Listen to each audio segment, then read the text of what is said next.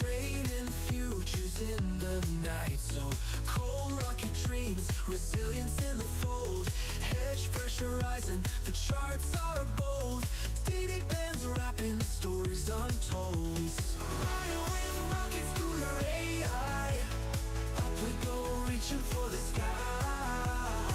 Every trade hold never dies. On the edge as the numbers fly. Checking the charts, midnight glory. Heartbeat thumping, another story. Green and red, flashing voices loud. Future kings standing on their cloud. Riding with rocket scooter AI. Up we go, reaching for the sky. Every train home never dies. On the edge as the numbers fly. Ascending, mind on fire, never ending. Trees of gold, endless fight. Push on through the endless night. Riding with rocket scooter AI. Up we go, reaching for the sky. Every train home never dies. On the edge as the numbers fly.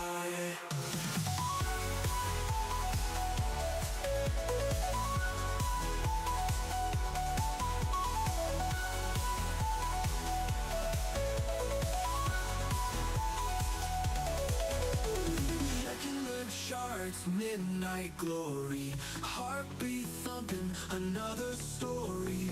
Green and red, flashing voices loud. Future kings standing on their cloud. Checking the charts with your AI. Up we go, reaching for the sky.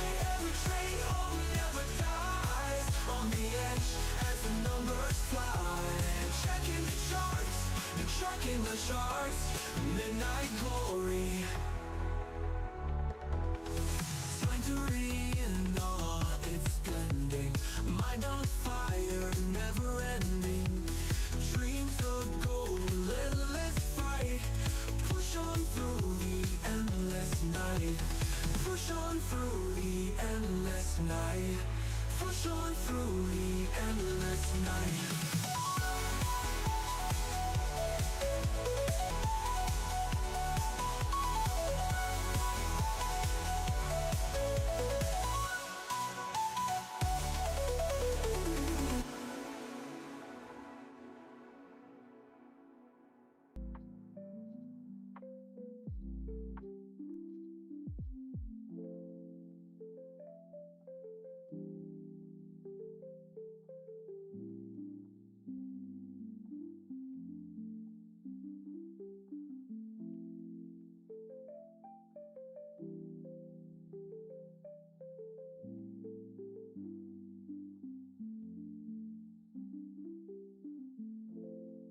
Friends, what's up? Good morning. Sorry about that. I was muting my mic. Welcome to the morning stream. You guys are in for a treat. Today, you will witness magic in trading, or a glorious blow up to zero. One of the two. Something will happen. Something exciting always happens. And then you are here to witness it. The best live trading stream on YouTube.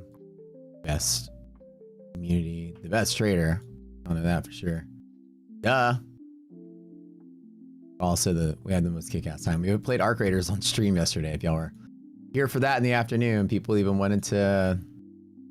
Some people were like, what is this game? What is this game I was talking about? So y'all dared me to do a live Arc Raider stream. Which was kind of fun, actually. Half of you guys went out and probably bought it after that.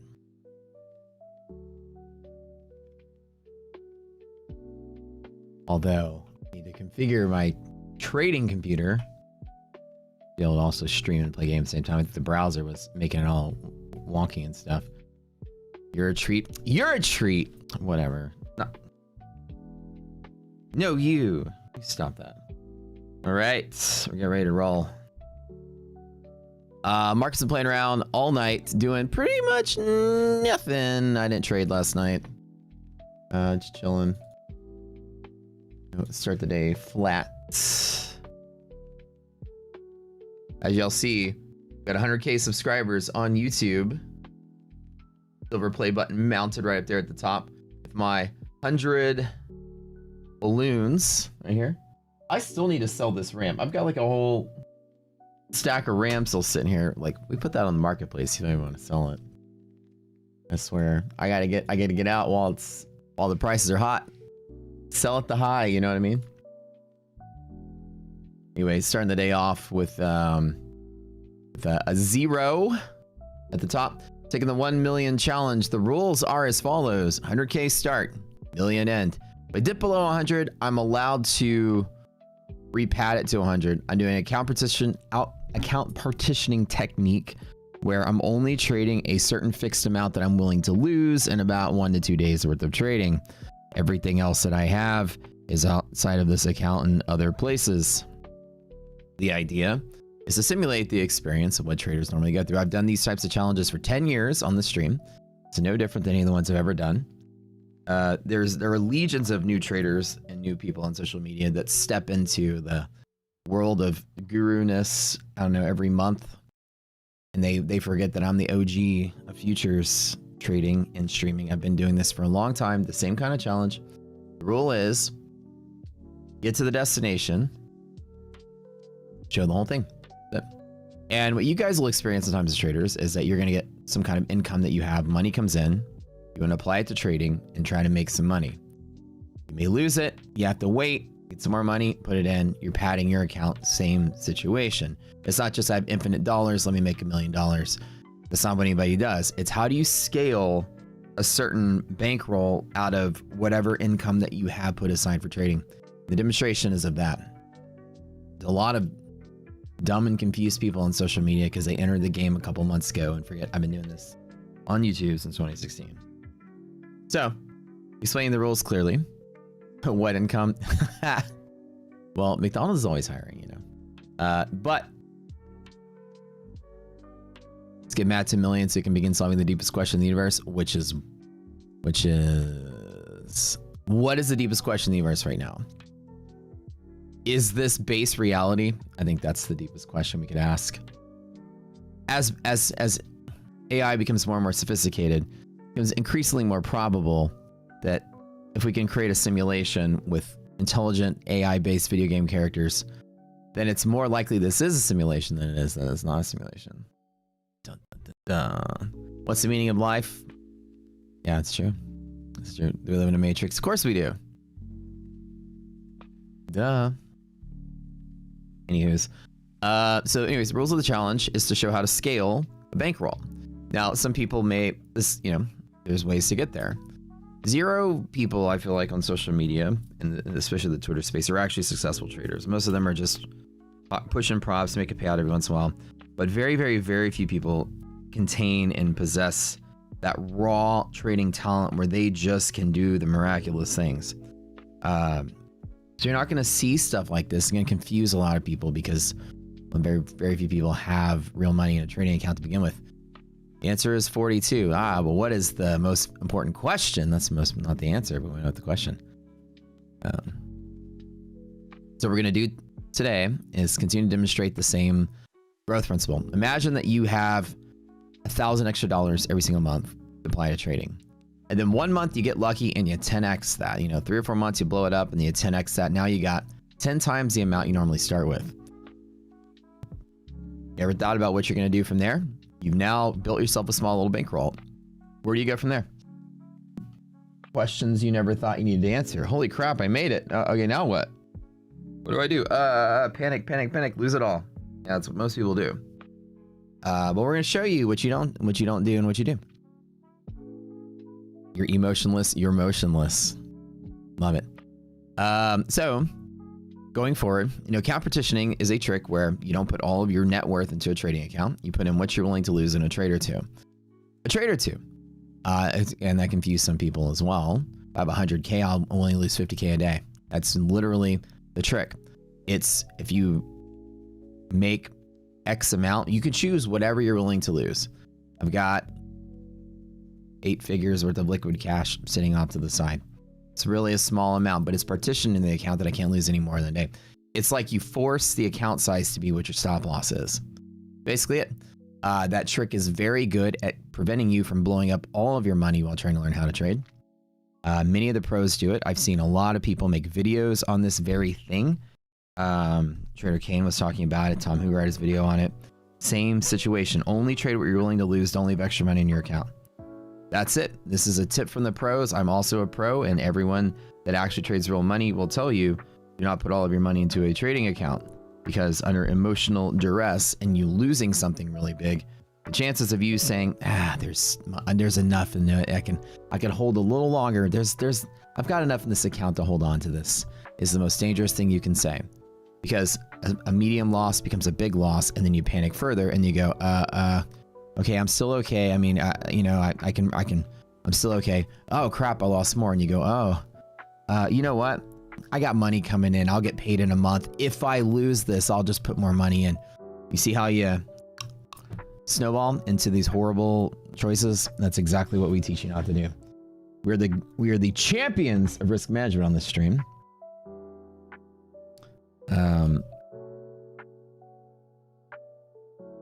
Like I said, in a single trade since I've started this, I've never blown up the account.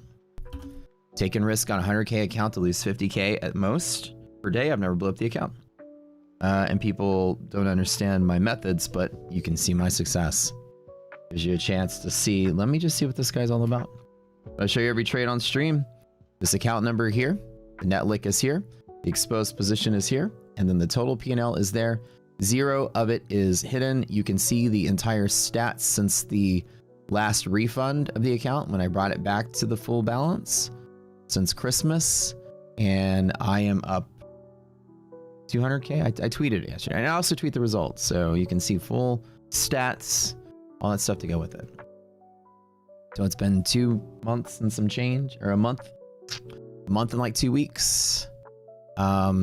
And that's what I've been able to produce from 100K start, is to scale that to 1 million, just to show off that I can do it.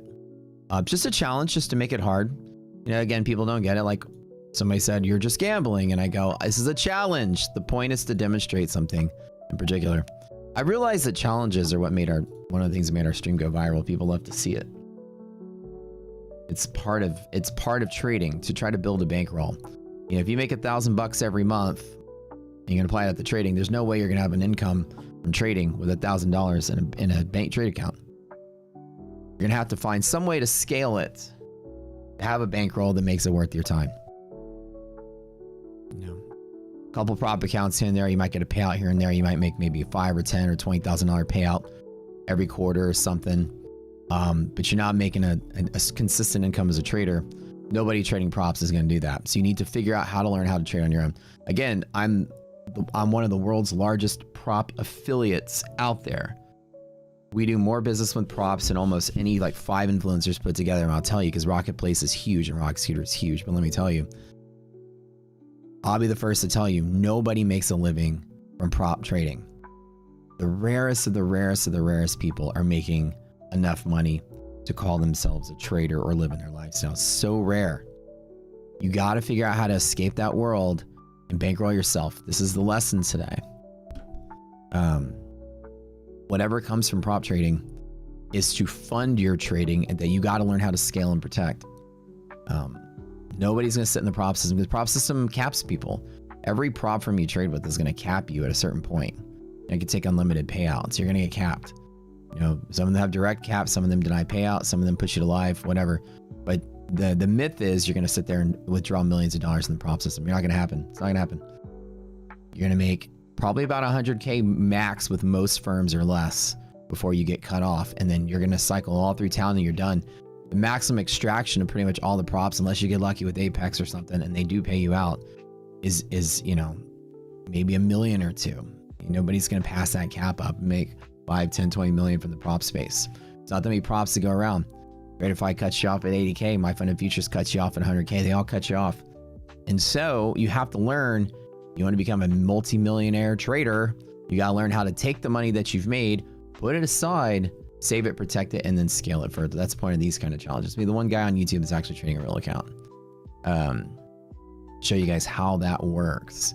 Say that you can imagine this. You have 100K in a trading account that you made from props. Instead of spending it on shoes or watches, you decide to put it in your own trading account, which is a smart thing to do, and then trade it out. But you don't want to put all of it in there. You just put 1/10 of it in there, partitioned it out.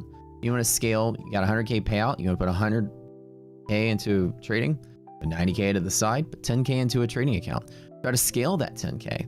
Can I make 20 out of it? Can I make 30 out of it? Not touching the buffer I got on the side, and I got the props going off on the side too, and you can take the props and refund that added money account, just bank account, and then you just have a certain amount in a real trading account you're trying to scale. And that's the path you should take as a prop trader to go to that next level, is to take whatever prop gains you get. Hopefully you can get good at props. Props are like 10 times harder than real trading. That's the whole point. They're hard. You're not going to make a consistent income out of that. Half of your losses are going to be because of the prop mechanics designed to squeeze you, not because you're a bad trader, but you have to take what you get. Figure out a way to survive with it. Hold on a second.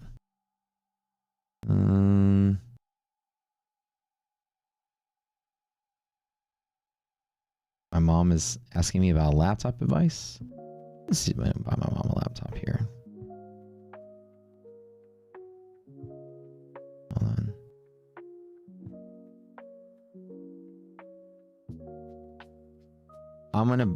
No, I'll buy it for you.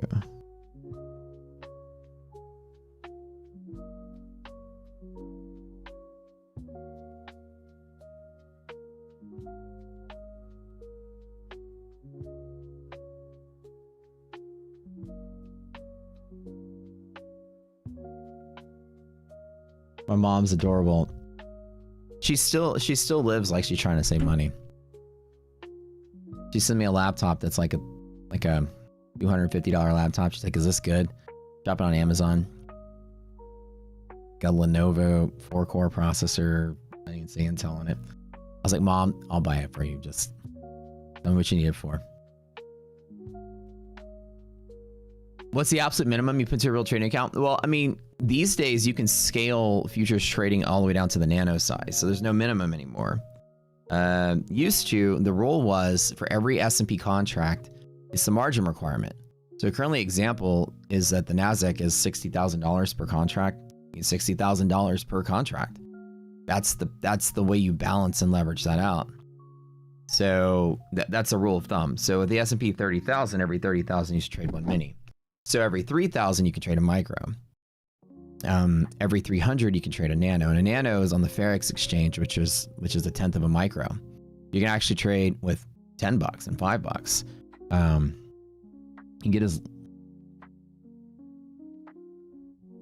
okay, yeah, sure.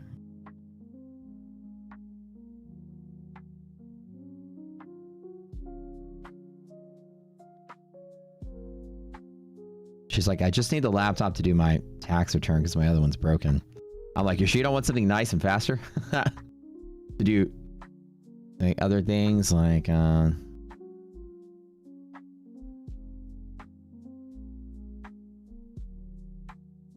like for your grandson to play games on. Because he's gonna be, Grandma, give me a laptop. You know, give him no email machine to play Minecraft on. Like, Mom, let me take care of it. She's so frugal. It's funny. She doesn't like I give my mom like I have 2 credit cards that I have that my mom just holds on to, and just, I'm like, just anything you ever need, just put it on the card. I'll pay it back, and I'll look at that card. She spends $500 or less a month. She didn't even spend money on it. She still lives like we lived growing up, which is as frugal as possible. You know, my mom's lawnmower broke. She went out in the garage and fixed it herself. You know, my mom's super handy, kind of like I am. Like, Mom, just hire people. You know, the roof has a hole in it or something. My mom will be on a ladder. She's 65 years old. That's all it is. She doesn't like to spend money. I really had to force her to let me pay her house off. She's like, I just want to do something basic to do my tax return. Mine broke last year, so apparently I don't need anything other than basic with capital letters. Okay. I'm like, you know, Gabriel's 7 now. He'll probably want to play some games on your laptop.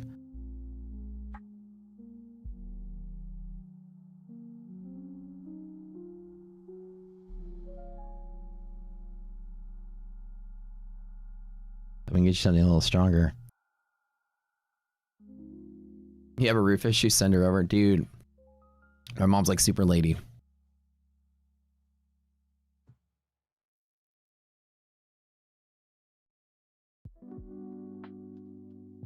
She has an acre lot, and she mows her own grass.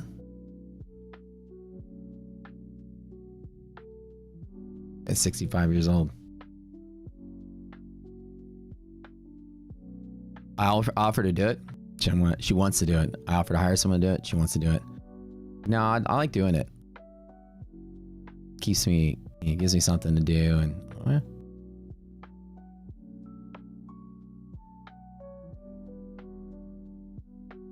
my mom is where I get my fighting spirit from.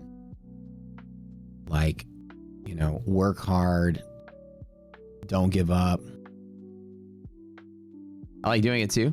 Bro, mowing grass is fun. It really is.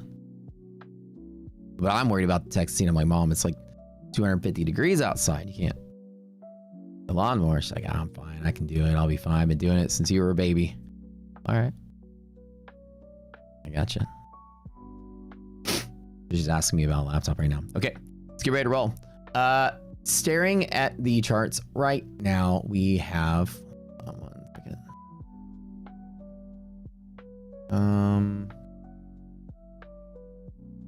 Let me get all set up here.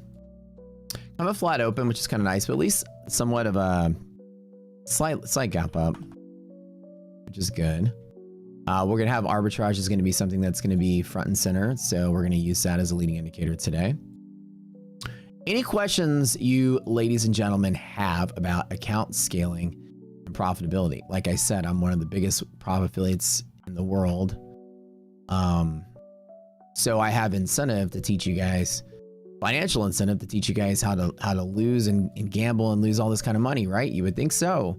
Yet I'm teaching you how to beat the game and spend less and save more. And that so goes against my own pocketbook, but darn, you know, I believe in honesty and transparency. I feel like the world is designed to teach you how to copy trade and how to trade 20 accounts at once. The influencers are pushing for $1 million payouts and stuff to let you think that that's in your future. So you go out there and spend more money and it pads more money for them. I show you how to be cautious, how to split up your accounts, how to do less and spend less. And I probably make a whole lot less doing that. My goal is to teach you guys how to beat the system. And how to beat the system, account partitioning is the cleanest and quickest and safest way to grow a bankroll. You get lucky and 10x whatever you partitioned in. Congratulations. An example, you have $1,000 a month that you make. Put it to trading, blow up. Put it to trading, blow up next month. Put it to trading, blow up next month. Put it to trading 3x, 4x, 5x, 6x. Every X that you get is another month of income that you don't have to put in. So now you made 6,000 from year one. Oh, okay, that's 5 extra months of money. So you can keep that and not scale up to scale it faster, but you can stay there and go steady.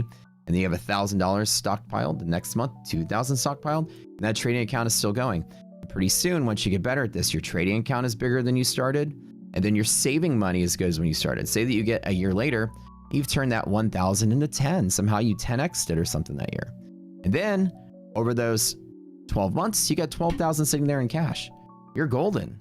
Because if you were to blow up that $10,000, you already taught yourself 2 things. One is you can scale $1,000. And number 2 is you've got 12 more attempts on the sidelines, plus an income coming in. So you don't just throw 10,000 back in, put 1,000 back in, and then you scale it again. But this time maybe you do it faster because you got better. And so you realize that where you will be as a trader when you're like me is you will have the following. You'll have a chunk of money sitting here that's off to the side. You can do anything you want with. Need a car? Get a car. Need a house? Get a house. Need 5 houses? Get 5 houses. Boom. You want to trade? Little tiny bit here. Trading account. Worst trading day you have ever. Blow the whole thing up. That big pile of money still sitting there untouched out of the trading account. If you scale this up, scale this up, scale this up, then you take it out and then put it back into the pot and start over again, and you trade like that. Keeps you being too greedy, keeps you from being too risky. I've done 5K to 50K, 10K to 100K challenges nonstop. It used to be my shtick on the stream. Somebody says turn 5K into 50K. Before there were micros, by the way. This was back in 2016 or 17 when I did this. The first time I did that. And just trading it straight up. It's not like, okay, I made 50K, now let's make 50 million. It's like, okay, 5K to 50K, take 45K out, put it on the side, gives you 9 more attempts at growing an account. In the case you blow up, you already taught yourself, I can scale an account. I can just take a little bit from my savings and put it in here. And that really is how real traders trade. They'll tell you that they don't put all of their money into a trading account. They take their money and diversify it elsewhere to where while they're doing the hard work trading, their millions of dollars are off to the side, making millions of dollars with no work. That's level 3 of a trader. Create consistent income that you don't have to work for. This year I'm opening 3 fitness studios and an escape room. So I'm going to put my money to work, and that can make me $1 million+ a year while someone else does the work. While I partition my money in trading, that's layer 3 to being a day trader. It's diversifying your wealth. Once you become rich, then you want to become wealthy. That's layer 3. So people don't understand this. A lot of people don't understand this on social media because everyone on social media is a failure at trading. They haven't made it out of step 1. Figuring out how to create consistent income from trading. It's a dream people sell to y'all. Very few people you will be able to watch can do that. That's the whole point. But like I said, judge for yourself. Account around the screen. You can watch and see the trades on your own. Investing. It's investing 101. Yeah, you just put all your eggs in one basket. We are one of the largest YouTube trading streams on the planet. I appreciate you guys supporting our community. Don't forget to smash the like button and subscribe to the channel while you're sitting here, if you haven't already. I hate to do a challenge with 1 micro. MYM. What's MYM?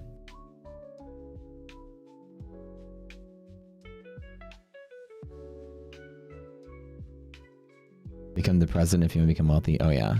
Let's see what mom says about the laptop. Oh, she goes, whatever you think is good, but I rarely use the old one other than printing, return Amazon labels, LOL. I was just thinking about.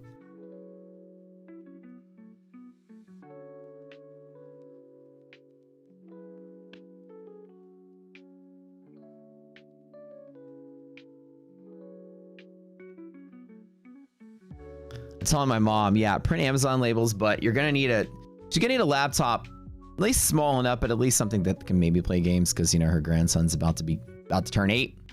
So, you know, he's gonna probably be like, Meemaw, can I play on the laptop? And he's gonna be like, your laptop is slow. I know these things. I used to be that age. He's gonna want to play Minecraft or something.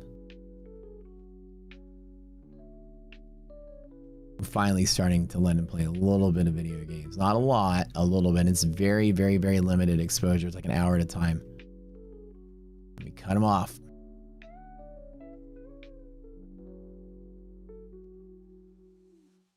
All right, so going for the day today, guys. We are. Oh, I need to. Oh, I closed everything down. Hold on. Let's get all the stuff. We run our giveaways every single day on the stream. Just be here and stream. All I have to do to enter this giveaway.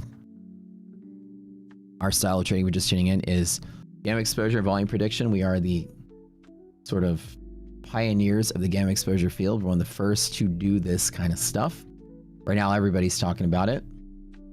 We created 2 different models, one for weekly options, one for monthly options. We can extract information from the options chain of where market makers are positioned. We're the only people that actually do that. An advanced model. Everyone else just does open interest based gamma exposure. We use market maker positioning based gamma exposure. Very rare and different. Kind of nice. We can predict volume pivots with this. We use confluence from market internals. We use these leading indicators we've created that can anticipate where stocks will go and then guess where the futures are leading or lagging behind that. And then we use those techniques to create trade opportunities. I can predict volume, and that's different. Nobody ever hear anybody say that, but you'll watch some magic if it's your first time here. That's why we so big. What is this? Oh, I got to do my pre-market stuff because everything closed down, because I close everything down to play traders.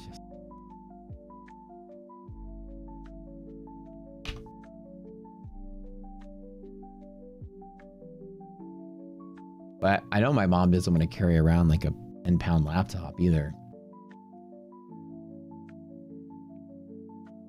I'm gonna do a balance. Maybe something. I'm not gonna get her like a $5,000 gaming laptop. She's gonna hate me. Like I can never use this to print labels. So I'm thinking like, you know, when your grandson goes over, he's gonna start playing some Minecraft or something on. I need to put at least like a 3000 series graphics card or something in it. I should get him a dirt bike. That'd be kind of dope. I should give her grandson a My Fun Futures account. Oh yeah, he'll love that. He will love that. Appreciate you guys being here every single morning when the market opens, hanging out with us.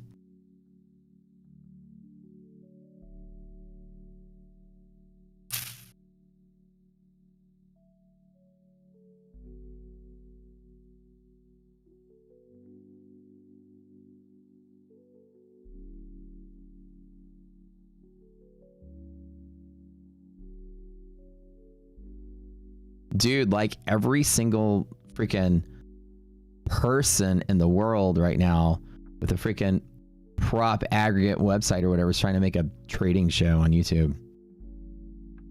They all tiny though. Everybody wants to be on YouTube. Who's gonna watch a YouTube show of a prop firm ranking website? What the heck? Featuring influencers and affiliates. That's not gonna stick. See me price limits? Explain, Sean. Checking about. Are you talking about the you talking about circuit breaker price limits? Which limits are you talking about? They're for different. Are you talking about price banding? Or are you talking about circuit breakers? Okay. No. So trading this style, you're gonna have. Trust me. The market will give you irrational signals well before you hit 7% drop in the market. You're going to be, the DD band is what? Let's see. For S&P, 60 points on 6,000. That's like 1%. So if you're falling 7%, you are 6% below the DD band. You're going to notice. You're going to not be trading already. We have a rule, basically, if the market is 2% away from the circuit breaker, don't even touch it. That's a final ripcord. You're going to have MHP break in 7%. MHP is always within 7% range. So if you're near a circuit breaker, you have broken MHP, a catalyst is active, you've fallen a risk interval more on a single move, and you've broken DD bands, you've got layers of irrational that have already told you to pull the ripcord already. So you're good there. But if you forget and you fall asleep at the wheel, we tell you don't trade anywhere close to 2% within the circuit breaker. And that's being very generous. You really shouldn't trade. If the market's fallen 3% total, you probably shouldn't be trading either. Yeah, we highly advise against going into a position around a circuit breaker, because in March of 2020, the market hit a circuit breaker, paused. When the halt was over, the IOP was run and futures gapped down again from 7 to 13% without a single trade. If your stop loss or your blowout point was in between those two, your account can go negative. So trading near a circuit breaker can lead to your trading account going negative, something you never want to experience at all. Imagine your account being negative $336,000 and they liquidate your position to prevent you from losing more. And then they basically ruin your life to collect it. You owe that money. You can't just say, oopsie, I'm negative. You go to collections like it's a credit card. I mean, you can have a house mortgage that you owe to your broker because you wanted to YOLO futures contracts that one day. The most terrible thing that can happen to somebody. And again, one time in my career, we had a circuit breaker gap to circuit breaker one time, and it was so bad in COVID. The S&P S&P literally gapped 6 additional % after the halt and stopped again. So essentially, you just saw the price move. The bid and ask just moved with no trades. It was off, and it was still off at a different price. It happened that quick. No trades took place. And then you probably would sit there with a negative balance in your account because it's priced off of the bid, and you're like, oh crap. And then it opens up, and then your account's negative, and maybe price starts going up, and you're like, okay, maybe I'll make it back. Your broker will immediately cut you off. You go negative. They weren't able to cut you off because the liquidation point was passed. When they submitted the market order to close you down, the market was closed. It wasn't accepting it. So trust me when I say you go negative, you're going to immediately be liquidated and you're going to owe that money. So I teach you guys. I've been through everything. I can teach y'all everything about this market. Do I show my trades live? Jason, off to the right of the screen, you will see the DOM on the screen with the account number. This is a real NinjaTrader account with 336,000 real dollars in it. Exposed P&L, open P&L, total P&L, fully shown on screen. 100% shown on screen. And then I show my statement with that. Every month I update with the whole broker statement with that. So this, I'm up 200,000 since Christmas. I need to update my dynamics. Oh yeah, thank you. You guys are right. I've been talking too much this morning. 69. Dude, I feel like I'm starting to go blind from trading and I'm not making fun of Lance. Maybe I'm just going blind from getting old, but...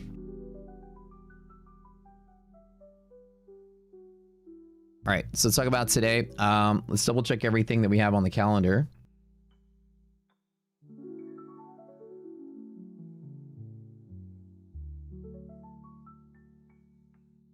So pre-market, right? Everything was bullish yesterday. DD ratio was bullish. Monthly maps are bullish, but caution on NASDAQ. And monthly hedge pressure is bullish as well. Today, we've got jolts in 37 minutes. This is going to be a big mover today. AMD after market today. So we have some decent earnings coming up. Google's tomorrow. Amazon's on Thursday. So we got big earnings week, which is going to be dictating most of this market move. Right, Candle, what up? I'm old, baby. Oh, I'm old. God, this is the youngest I ever felt, though. I'm living life. Jolts are canceled? Really? Hold on, let me double check this. How did y'all see that the jolts were canceled? Where'd y'all see that at? I didn't see that information.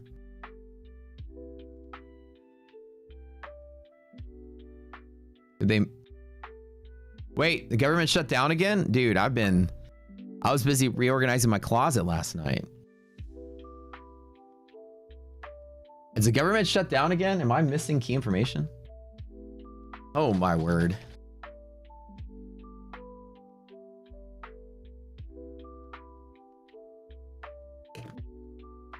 Shut down life. Bro, last time the government shut down, the market went crazy. Back in October. Okay, well, okay, no jolts today then. We're just gonna, you know, essentially float till AMD earnings. All right, so we're gonna pay attention to what's going on here. We were slight gap up in the NASDAQ. We were gapping up about 90 points. S&P were gapping up roughly about 7 points. This is considered flat open, so you're going to need your resiliences to be very strong. 50 or minus 50 to get what I call a strong signal to be a leading signal. Other than that, it's going to be choppy and flat. So when resilient, you have days like this, we like to play the choppy and flat sort of range. I think that this might be possible. Overshoot, we have MHP to support. I think that today we do play a range. I think that that's important leading into earnings. I think that's probably all we're going to see. I don't think we're going to see this not with big major tech earnings coming up this week, like Google and Amazon. It'd be a big deal, right? So I think we are.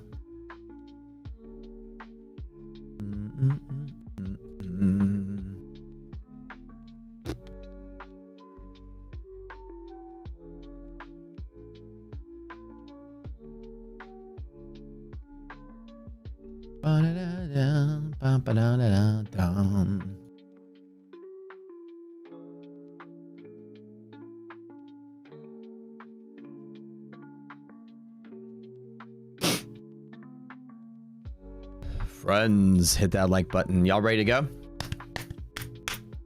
Let's see if I can't get to the 500,000 mark by Valentine's Day. Shouldn't be too hard if I get lucky. Get 2 or 3 good days, get that stride going. Be good. People are. Somebody told me they made a. They're gonna make a Kalshi bet on what day I get to 1 million. Look, I can go to 0. Okay, don't just be like, you know, Matt always wins. I could go to 0 just as easily.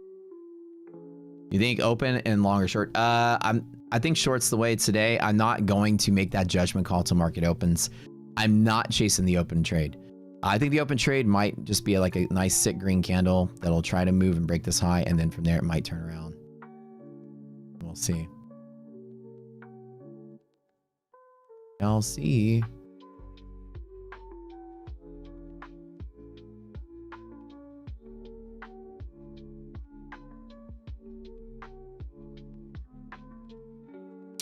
If you want my opinion, though, I think that we are probably going to stay inside of this range that we had yesterday. Let me pull up this thinkorswim chart really quick, show you. Google and Google. Google's been one of the better performing stocks, despite the tech craziness. Google was closing at all-time highs yesterday, leading into earnings, which is insane. While everything else is kind of stagnant and going nowhere, Google is passing everybody up. So Google earnings this week, Amazon earnings this week. So Google's tomorrow, Amazon's Thursday. And Amazon's also doing much better than some of the other tech stocks like Nvidia and stuff are not really breaking out of strength. You know, they look the same. You know, Amazon's a little more free to move. So this is kind of what we're experiencing. Also take note that VIX is definitely in a decay pattern below the contango midpoint of 2013. We are down way below triple B. Very unlikely that we will see large volatility. But this could be the day that we ramp back up. So just be very careful. The last thing I'm going to do is probably buy the dip at the close. Inside of here, it's very likely we're going to have a liquidity pocket somewhere. On this liquidity pocket, if we get one, I'm going to buy at the bear zone top, not the bull zone bottom. Choppy days, I allow for additional volatility and overshoot. So I might not buy the bull zone. I might just sit out of that. If there's a pocket down here, I'm going to grab the bear zone top and trade it and scalp it in. And probably make that my main trade today. I'll probably hit it with 20 contracts or something if we find it. Greater market's likely to still be bullish, so we should be all right. You guys dig? Hope we get out of these ranges. Yeah, I know.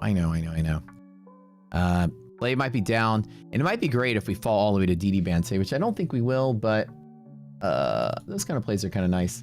I say that when you have big days like this, this is your support. You know, it's 818. Like, the market is clearly supporting here, so, you know, I'll be looking for that same area, 818, 820.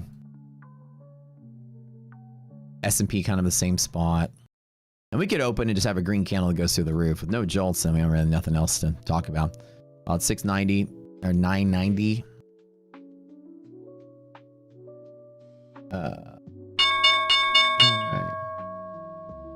Go, market, go. Let's just dip and fall. All the way to half gap. All right, let's let it dive. Let's see what's gonna happen here. All right. I told y'all was gonna happen. I think that's easy to see that. We do have yellow line at 892. Losing yellow line at 892 might be pretty devastating. Minus 20 resilience, Nasdaq 7 on S&P. I'm a split bag there. Let her drop a little bit. I don't want to take this trade at the open. The question becomes, do I want to buy at half gap just to take the risk? The answer is probably not. I think the first thing we're going to do is try to bounce from here. Try to move from here. I think it's the day we have. With the negative resilience and positive resilience, you're going to have the S&P is going to push higher. Well, Nasdaq is going to push lower. And that's what we are experiencing right now.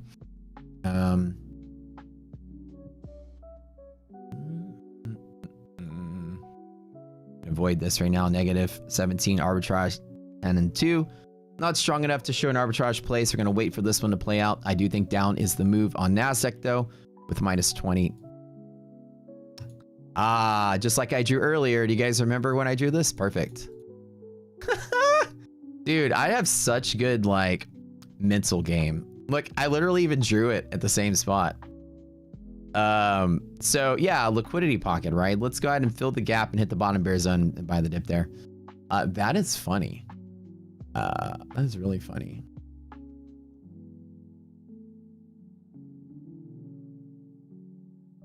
All right, let's let her drop.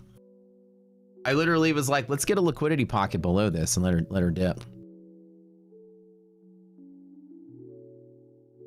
Run it, baby. All right, grabbing the short here and a couple of my take profits and a couple of my fund and next is yellow line break. Let's drop. Not touching in the big account just yet.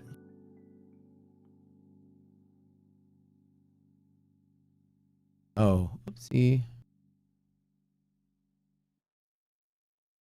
So you guys, by prop trading, I trade off screen. I don't do prop trading on screen, only my real account on screen. We did hit half gap with negative res, positive res and S&P. Let's let her dip a little bit heavier, but this could be a bounce point. I don't know if I want to take it though. Okay.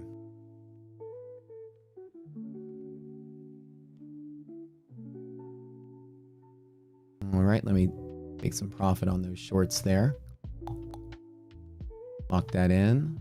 That was a pretty decent drop. That was 50 points. Risk on Russell? Really? What's going on with this boy? Russell, baby. Russell's been crushing. Now your resilience has just went positive.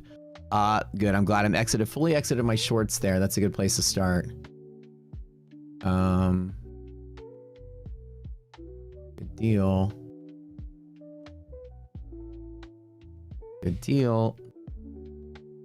Although it could fall a little bit further.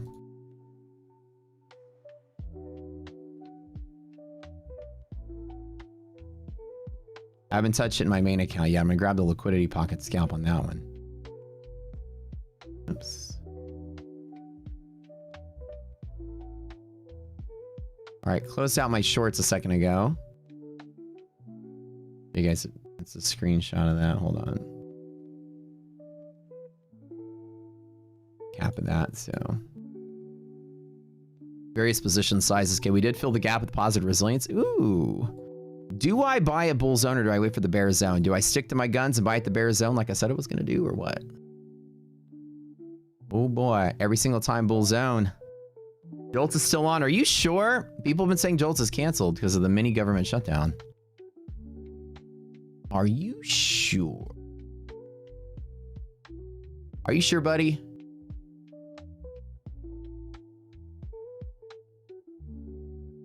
God, I'm getting the trade I said I was gonna get. I literally drew it for the market. I'm gonna avoid the bear zone, bull zone top and buy the bear zone. I literally drew this before and I just randomly chose this spot. Jolt's job opening report from the US Bureau of Labor Statistics. There's the. I said I was gonna avoid the bull zone. Come on, let me see this. I'm being a wuss and I'm gonna get the bear zone. Let's see if I can nail all pieces of that move. Let's just wait. Get that bear zone. I want my hedge pressure.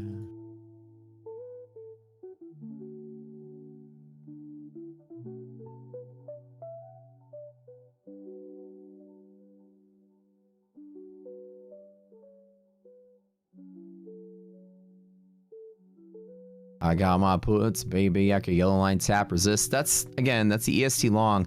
For some reason, I had this gut feeling that I wanted to wait and grab it there. You know what I'm saying?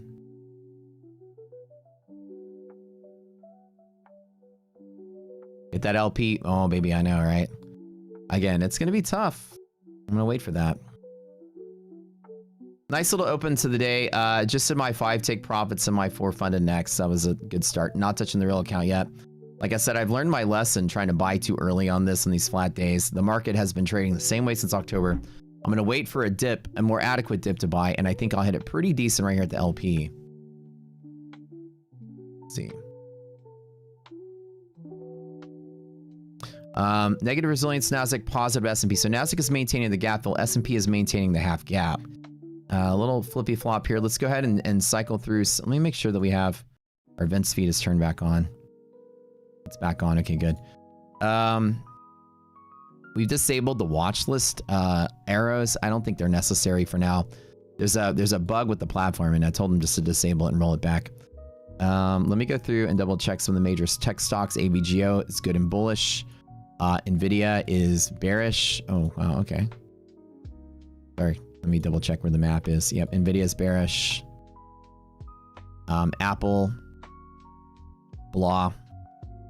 Amazon, bullish, but still has room to fall for support. Microsoft is definitely bear setup here. Echo these really quick. So the liquidity map is basically showing me the options are going to dictate which direction the flow is pushing. Meta is fine. So going to split bag again. Russell pushing up, Nasdaq pushing down, S&P sort of moderate in the middle.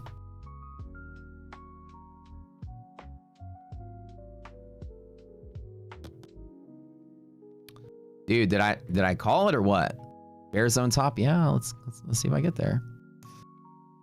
Ah, boy. Well, I took that initial short with the negative resilience right out the door, which is kind of nice to get that initial play. Across the board, pretty simple. I told you guys I was going to do it. Ooh, ARB is going up when Nasdaq's going down. That's all I want to see. Come on, hit that pocket. Hit that pocket. Okay, I'm going to start building. I'm going to start building, baby.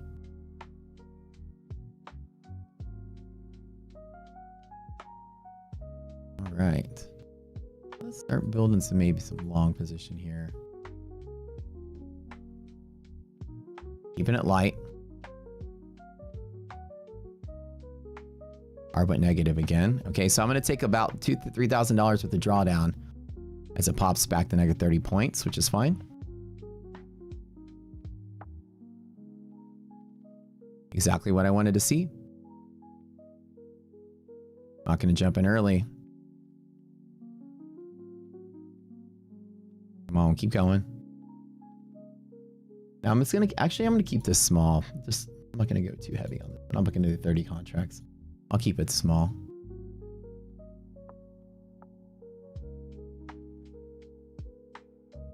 I'll keep it at 10.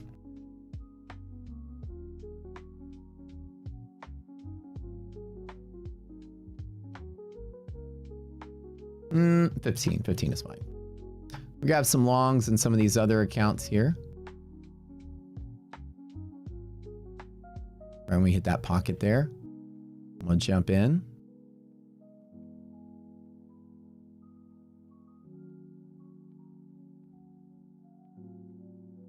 Waiting for it.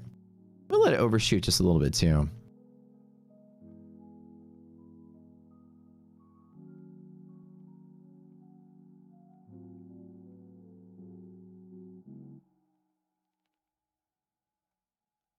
ED ratio 72. We are above. Let me look at S&P really quick.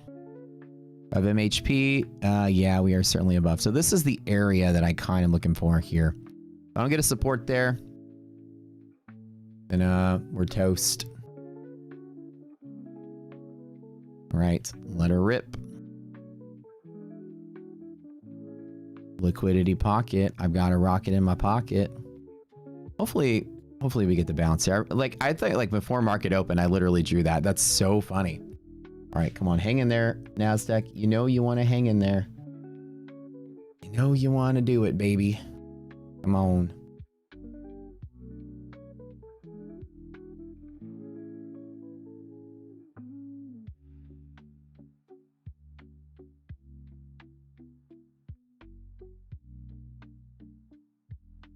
S&P resilience is flat, which is okay. Let's look at monthly maps real quick, just to double check. And I hate that it's fighting here.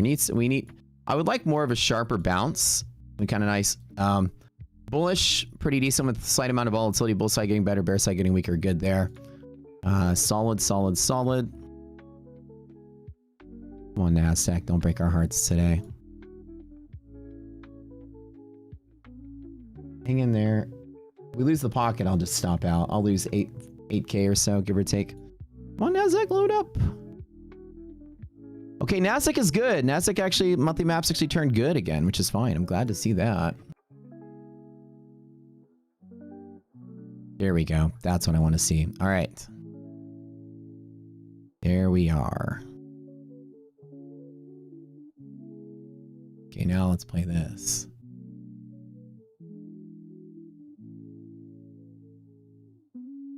And about $6,000, $7,000 draw. That's all I'm going to take.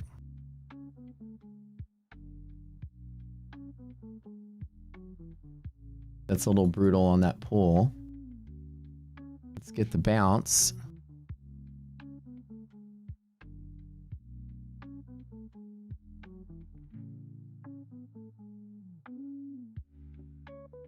Okay. I'll lose 12,000 if I'm wrong and make about 1-to-1, 12,000 if I'm right.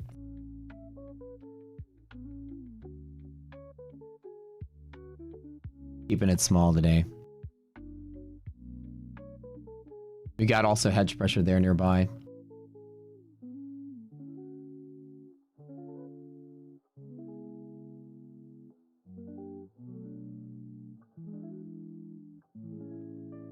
About the 12,000 right there. Oh, how'd I get it? Oh shit, I didn't mean to be in 20. Whoopsie. I had 2 there. That's weird. I thought I somehow thought I was in 15. Spam clicking that 2 instead of 1. Let me lower that load a little bit. Papa Bear only wants 15. Give me some green so I can trim it. I don't want to be in 20. Not on this kind of a move.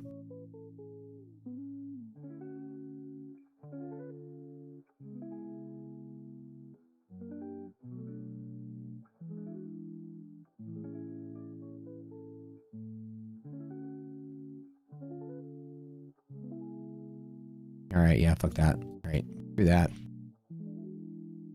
Alright, let that one die. Okay, well. Goofy. Okay, well, set out day today. We're gonna let this market die. That was a really solid sweep there. Alright, yeah, I'm done. I'm done for the day. Let's call that one. Alright, so that was a pretty nasty fall there.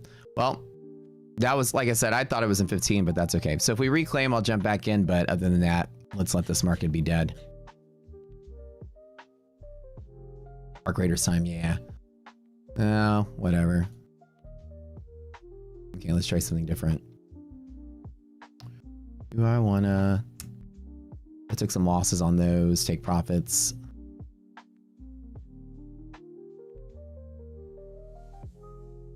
I'll wait for pocket. I'll get the reclaim. I'll jump back in.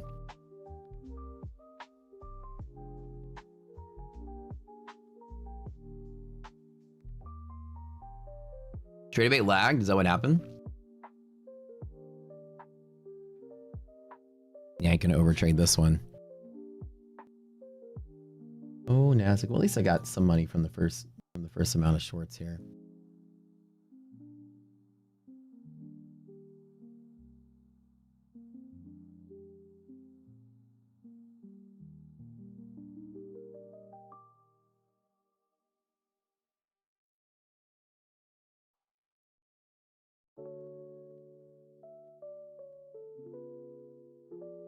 Okay, we're gonna wait on this one then.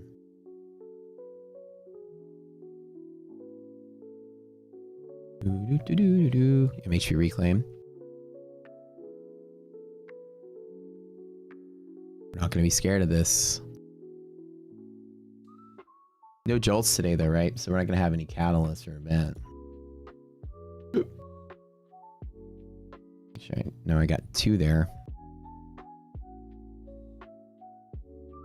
I don't know how that got switched to 2, but I thought it was in 15 and I looked at it, it was in 20. That's unfortunate. No, that's a little bit bigger than I thought it was going to be.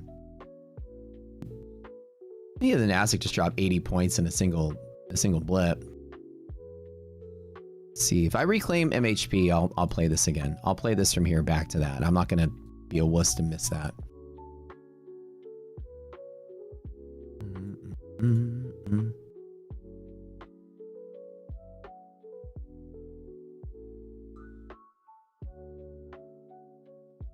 Actually, let's go ahead and build a position here. I feel like it's okay. Whatever that was, I'm not really sure. On the tick chart, it just dropped like this. This is when it just was like a huge dump. You can even see right here, look at this. It just one large, gigantic freaking order. All right, let's just do 5. That's really what that was. Just one order, one giant flush. And I don't know if that was just tracking something or some stock dump. I don't know. Let's get back. I'm gonna get back in on the same trade though. All right. That was stifled here at the bull zone. Pretty decent enough.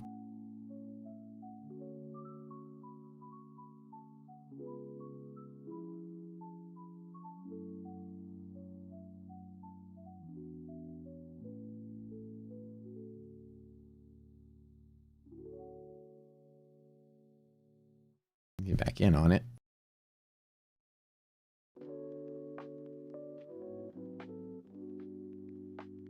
We'll do this one with the moderate 10 instead. All right.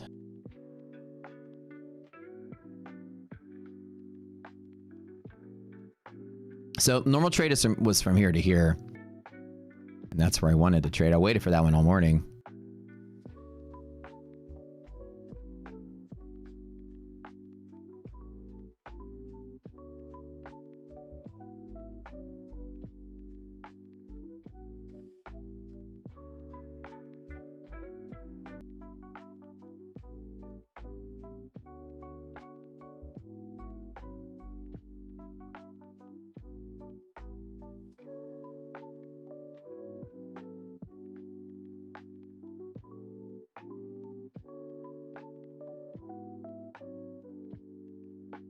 All of my trader baits just logged me out.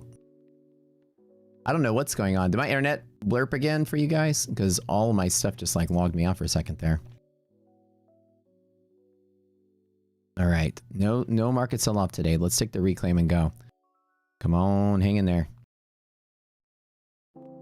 No crashy today.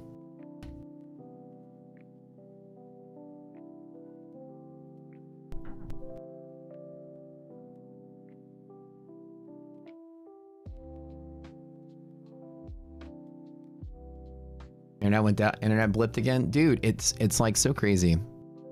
I get the AT&T guy come out here and fuck around with it.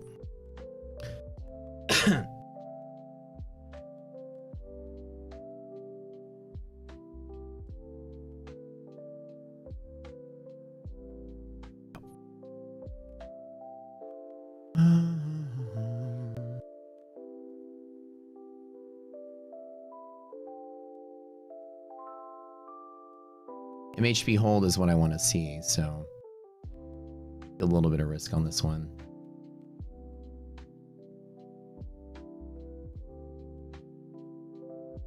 That press through MHP caused a little bit of craziness.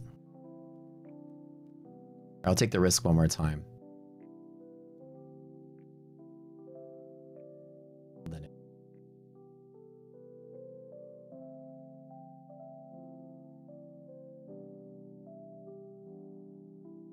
No risk, no reward.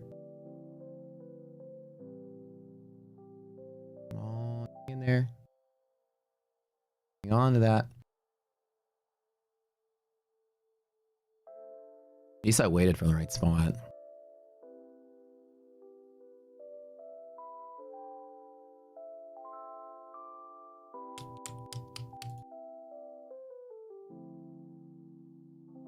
Dude, I keep swinging big at these pockets, but man, this market is just so choppy and jolty today.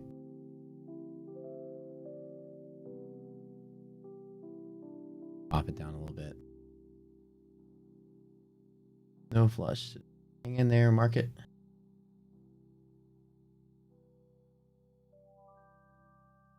That was unusual. At least I got some short off at the beginning of the day.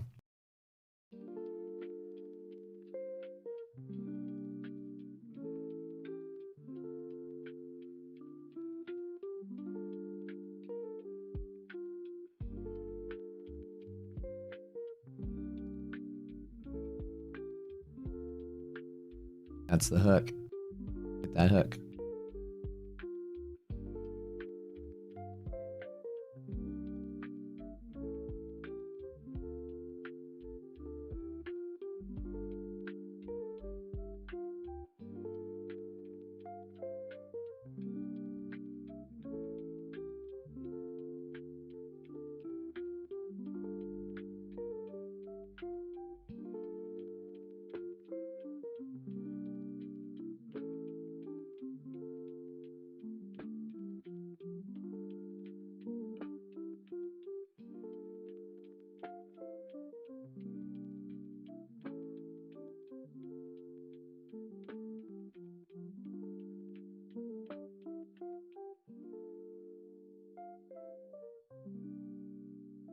Losing A92 was a pretty big resistance. We've been fighting that one for a freaking month.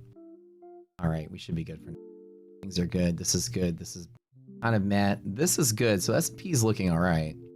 But man, these flat days, man, it's a crapshoot. At least I didn't long at the open, which is kind of nice. Avoided that. I'll take one more time. But I'd like to make 50K today. Pockets are usually pretty strong, especially in flat markets like this. But if we're tumbling lower, my one bet is that because of earnings, we're not going to tumble lower. We're just going to span the range.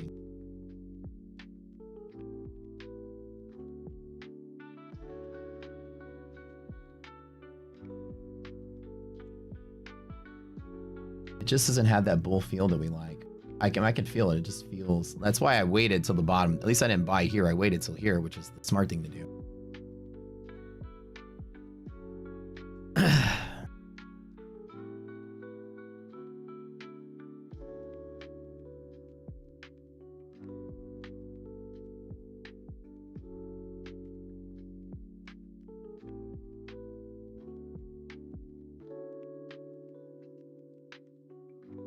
Let's hold. If I get unlucky today, I'll just call it quits. I'm not going to take much drawdown after this.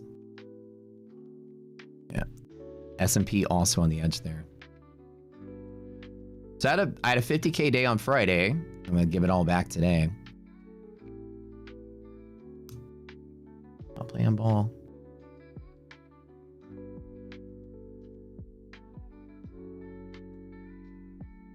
We're not getting that bounce.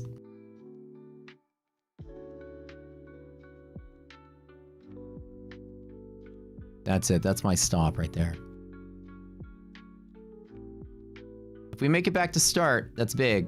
So, like I said, if I make it to there, that's really big. If I make it to there, it's 50. If I make it there, it's 100. But I don't think we're going to get it today. Oh, shoot. I got to get off my pencil tool here. Okay, I'm done. All right. I'm done streaming today. This one's done. Man. We have just not had, we are back to October trading, October, November. I've got no more plays off of this. So all I did was, well, at least I got some shorts out the door. Then some of these longs, I busted 2 of my TPT accounts.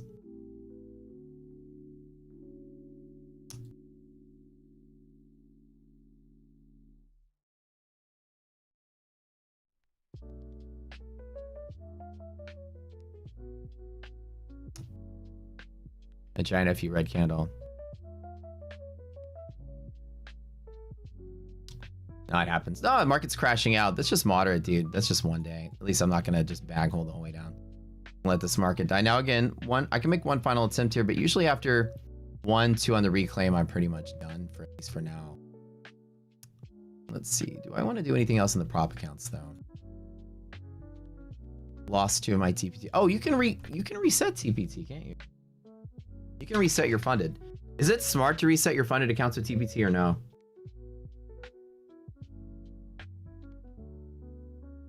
It's expensive? Just start over? Just start over.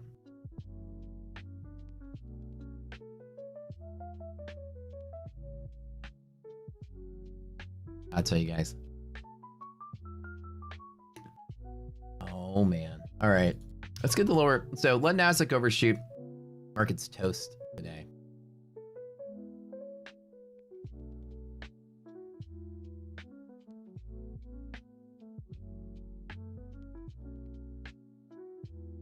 Ooh.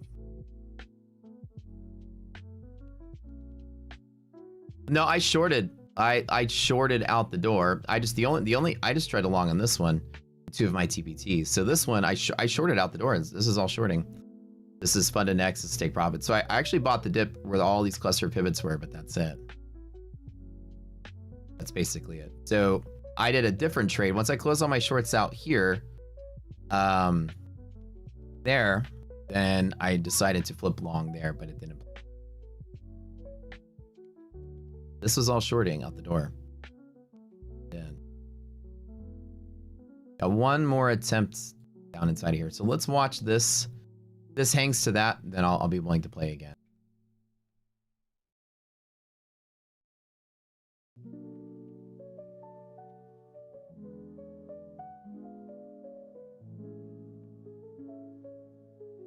This is just about most of all of yesterday's gains. So I think we're going to hit the bottom down here and then right about here. Maybe that's the attempt. And what I made Friday, what I made Monday, gave it back today. It's been up, it's been down, it's been up, it's been down. It's just like running the same circle. Let's see if a cat is active here. Again, it's all part of it. One of these days, this market's going to get back to having a good path here. Okay, let me look at Nasdaq. Is going to be 25,873. I'm sorry, 230.75. 716.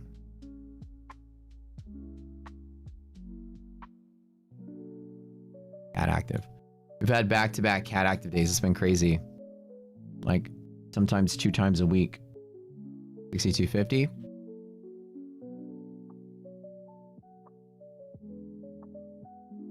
$45.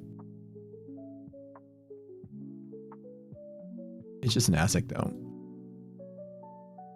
So that's got a while to go on the S&P. Yeah, no play market's irrational for now. Cat active, nothing can happen. Like I said, this, just let it do its thing. There could be one small play off of here. Like I said, when cat is active, these are the days that usually play a,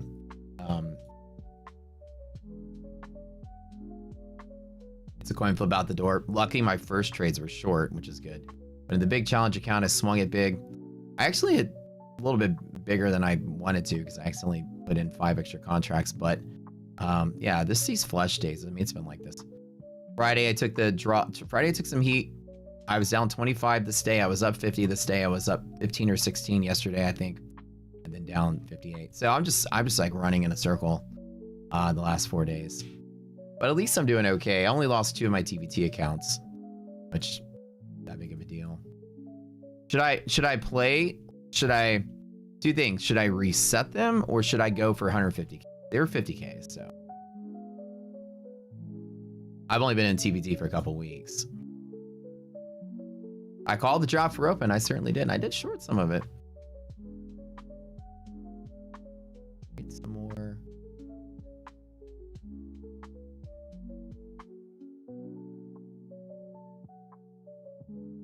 A little gunshot. Can I try one more time? Got the cluster pivots to Nasdaq again. This is it. There's a bounce point here.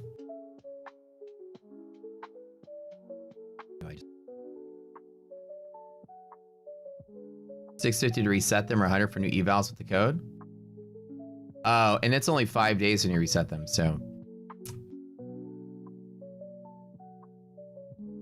Luke is announcing what exclusive promo is right now on My Funded Futures. Let me get you guys the info about the My Funded Futures promo really quick.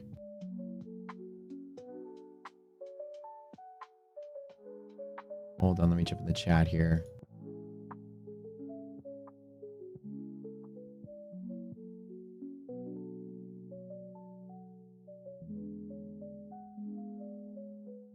Oh, it's pass one, get one. Pass one, get one, Tuesday exclusive only.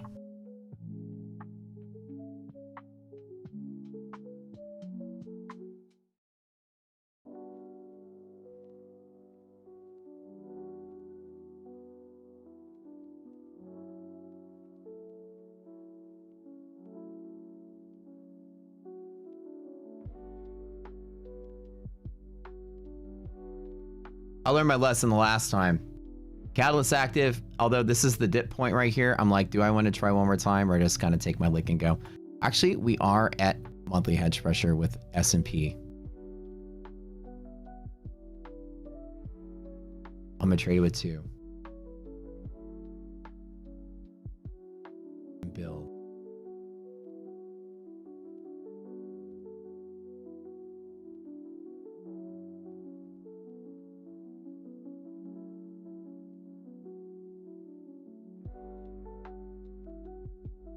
Let's see.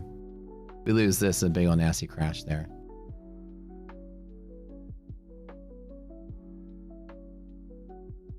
One more time.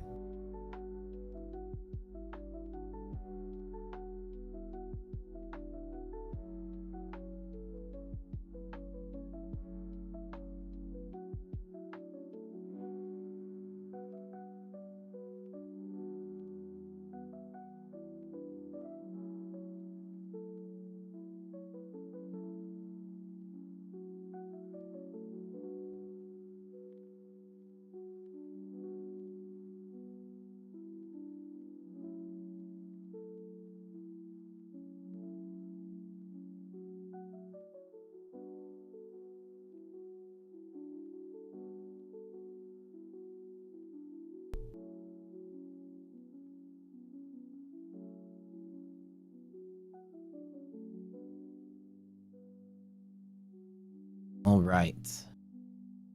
All right. Well, that DD band would be kind of nice.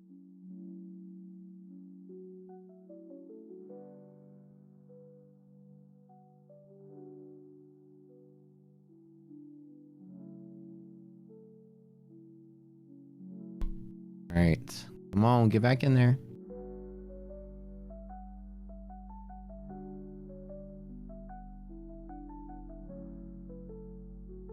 What's the span range on this? 86.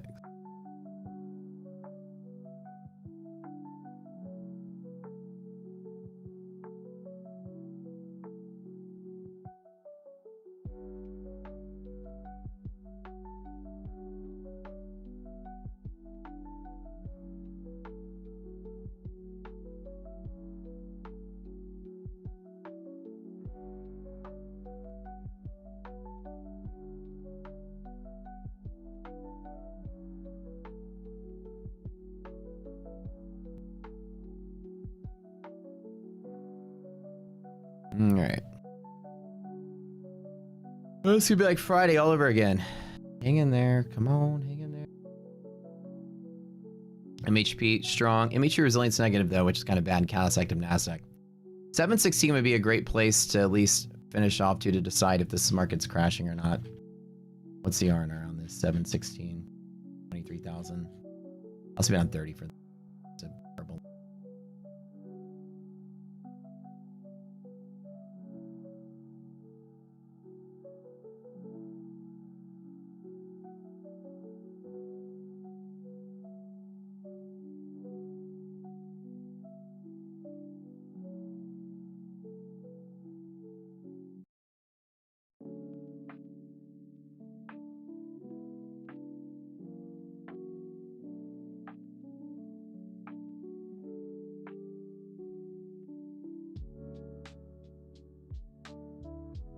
Market is loving this type of crazy price action. One day up, one day down, one day up, one day down.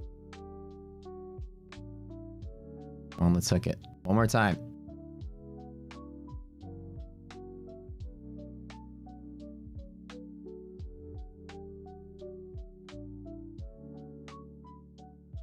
It's really all just hinged on earnings. This is where really all this kind of uncertainty is coming from.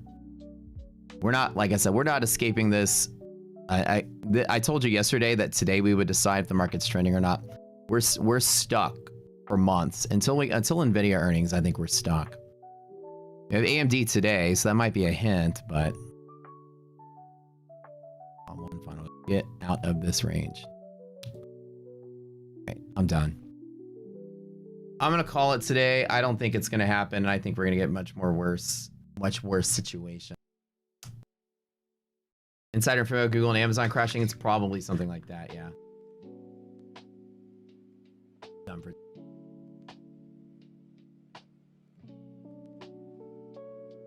Actually made 70K since Friday, and I gave 65 of it back today.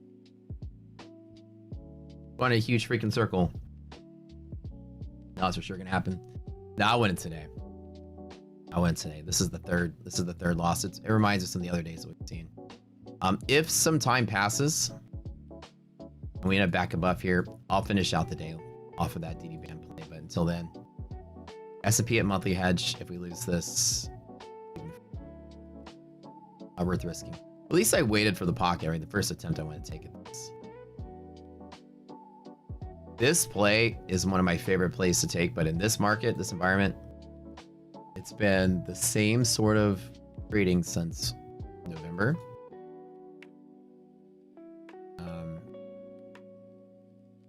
It's just the same up, the same down. It's that December trading that really like lifted me up a little. This right here. So I'm not going to try to jump in front of this again. December, same crap. And I am not getting good. Like normally, like in a normal bull market, catch my pockets, 50K, 100K, 50K, 100K. It has been since December, that same sort of day. I anticipated that this morning. I shorted in some of my prop accounts. And actually, since the ones that reset, there's no they just disappeared. So I can't get a screenshot of it, but I lost 2 of my EBT 50Ks. So somebody else I should just start over. Did I do 150Ks or 50Ks on it?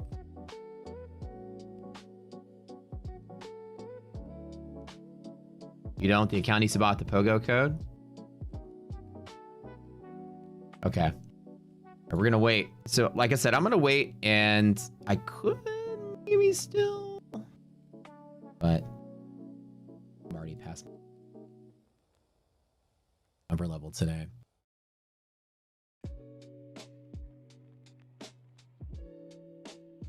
Okay, so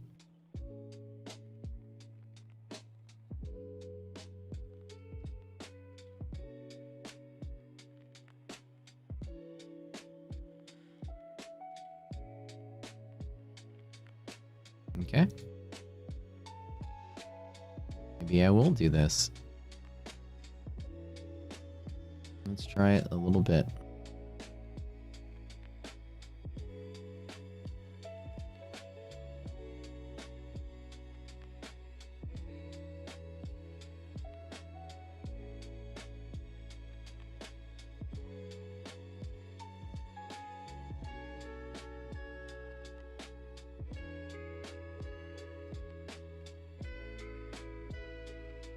MHP.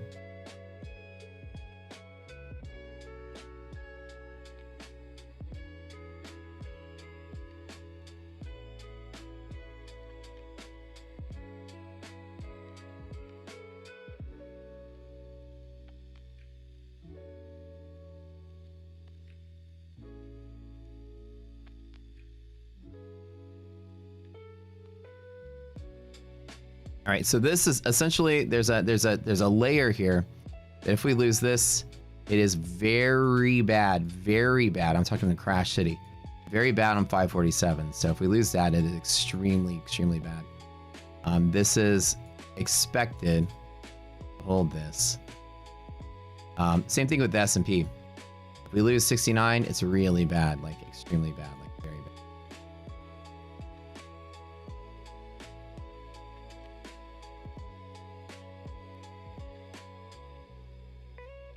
Expected, but so inside of here, leading into earnings. I mean, if we're crashing today, then we are crashing today hard. That order, yeah, that whatever that you said, maybe it was like inside information or something. That order, the one that was right here, that was something different. That thing came out of nowhere. That was a, like, I'll show you on the tick chart. You can see this huge dump. Single contract dump.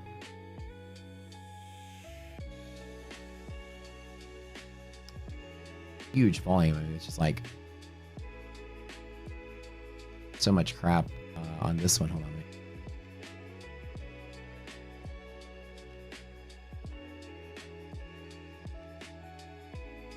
843.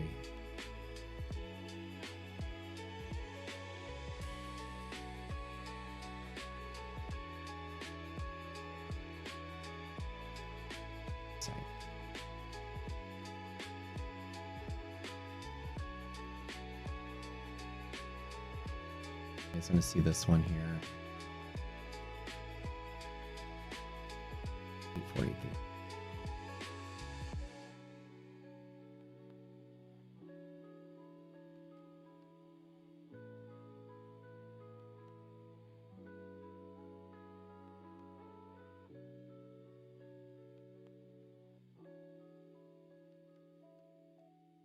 Oh, here it is, here it is, here it is.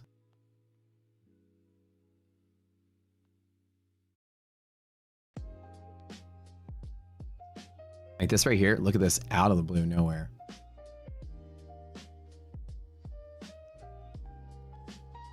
One, 2, 3, 4, 5, 6, 7, 8, 9, 10, 11, 12, 13, 14, 15. Just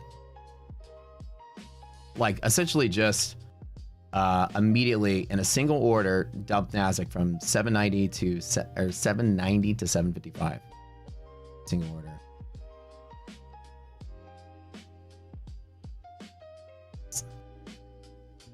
Oh, y'all can't see that. Here. This was something different right there. All right. Now, what do I want to do to finish out this day? Very, very, very bad if we lose 547. I'm talking like very, very, very bad. If we reclaim 600, I do want to be back in on the trade though.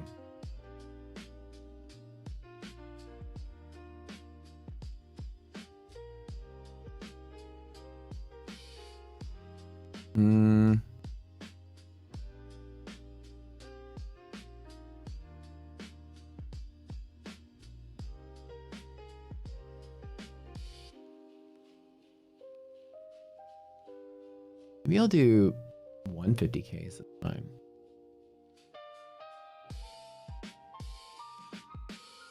Like I said, the reclaim upside can be pretty strong push, but this price action today, probably better just to avoid it. I gave up Friday, Monday, and Tuesday's gains. At least I mitigated some of that at the start of the day with some shorting. What's up? Jump to.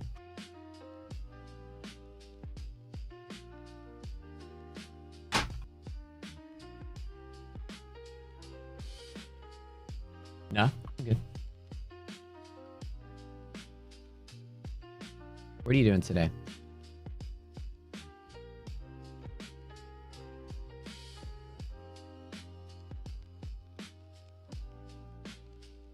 Oh, perfume feels good on you. Mm-hmm.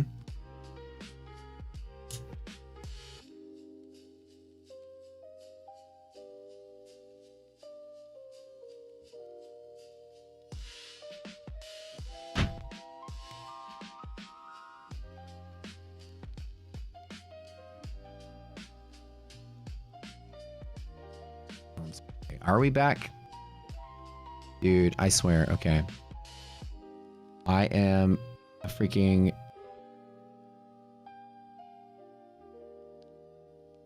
Okay. Last attempt. I'm pissed. This damn market. This is like the 10th time since December. This has been such like... The probabilities of this are so small that we have market like this is just making it more exemplified. Like the idea that we have the same kind of the same kind of like setup typically doesn't fail as often, but lately, like since we just had this up down November December market, it has just been like that style, like just this right here. Everything was fine. Like I had all the growth that I had all through here. But back to this sort of day. You coin flip the wrong way, you're just toast.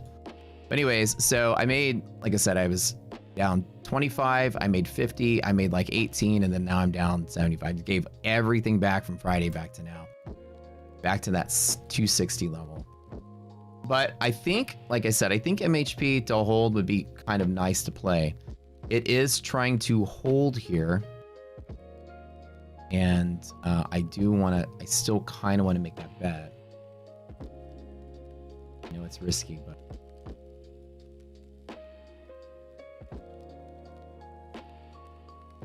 It certainly has slowed down a little bit. The selling has slowed down. But at least my initial thought was we were going down. I did trade that opening short, but man, I kind of wish we were out of this kind of crazy.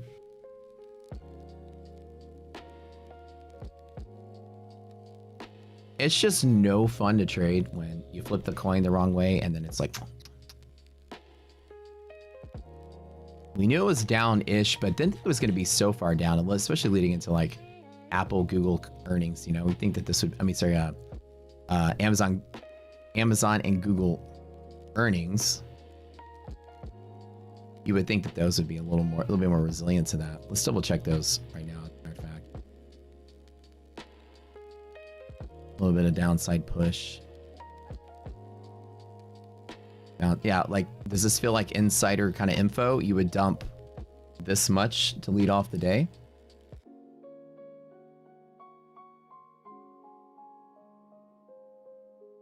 I mean, something's going like this. I mean, this is it, right? What do you think?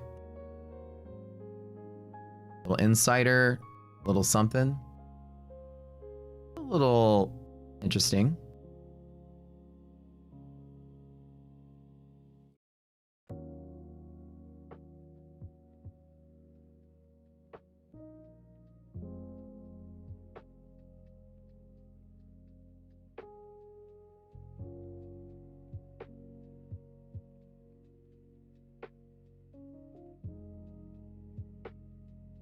All right, I'm on my tolerance level here. What do we have? 40 points at MHP and the market's toast. I'm willing to hold through it though. I like honestly, I think this was weird. This is unusual and you would not normally see that.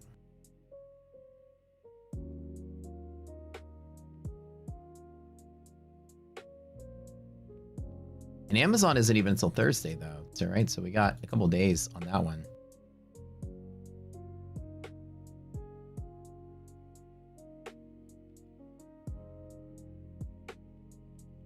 Let me double check that I didn't overlook some news or something.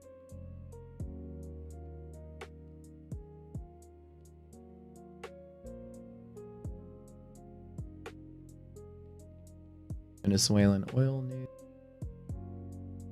Who freaking knows, man? MHP, can we get the DV band reclaim? Be kind of nice.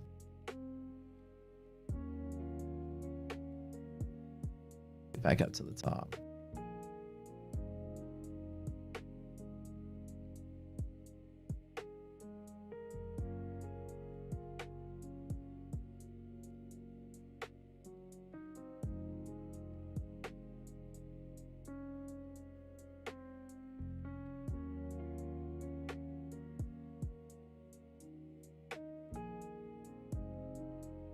Okay, I'll get 150Ks. That's what I'm gonna do. Let me get some 150K. I gotta start over. I lost 2 of my TBT accounts.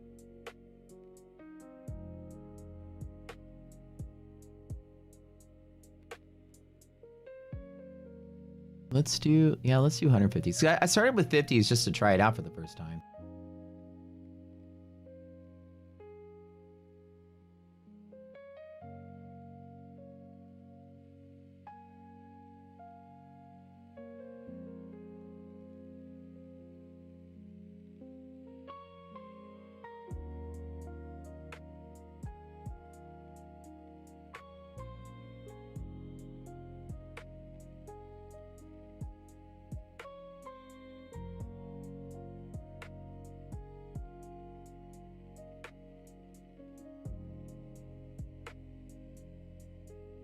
What on earth?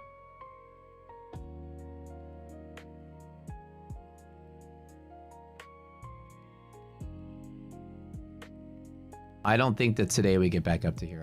I don't think so. I'm not feeling it.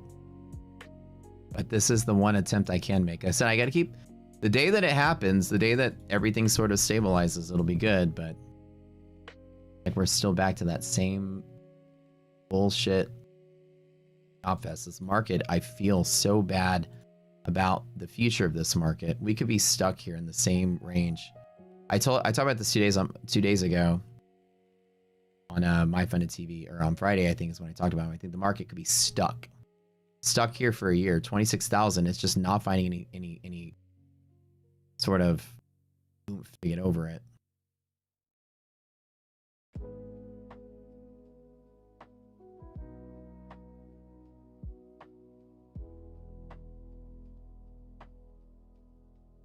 I got the AT&T guy coming over. Internet.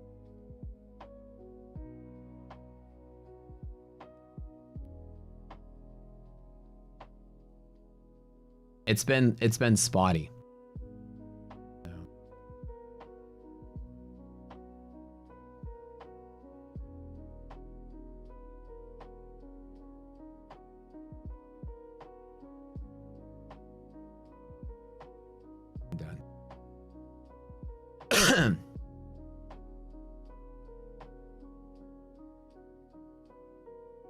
I hate this one.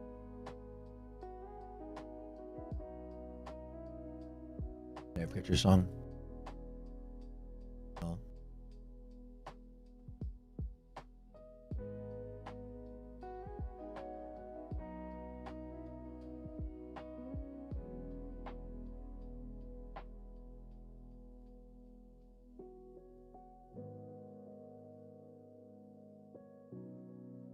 Yep, now in the very bad situation, so a big crash out market down in here. I think that we're gonna hit probably the lower 6940 level. Losing MHP very bad, so this is it. So the market is actually toast today.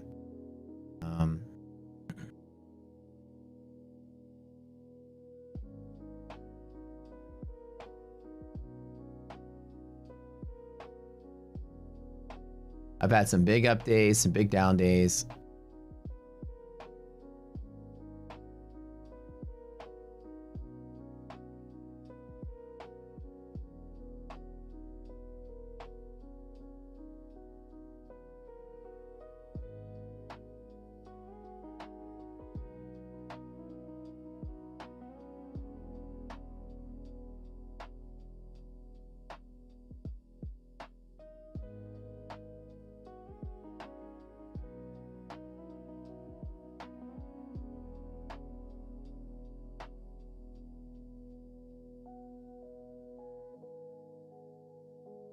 That guy to show up any moment now. He's going to be here in 8 and 10.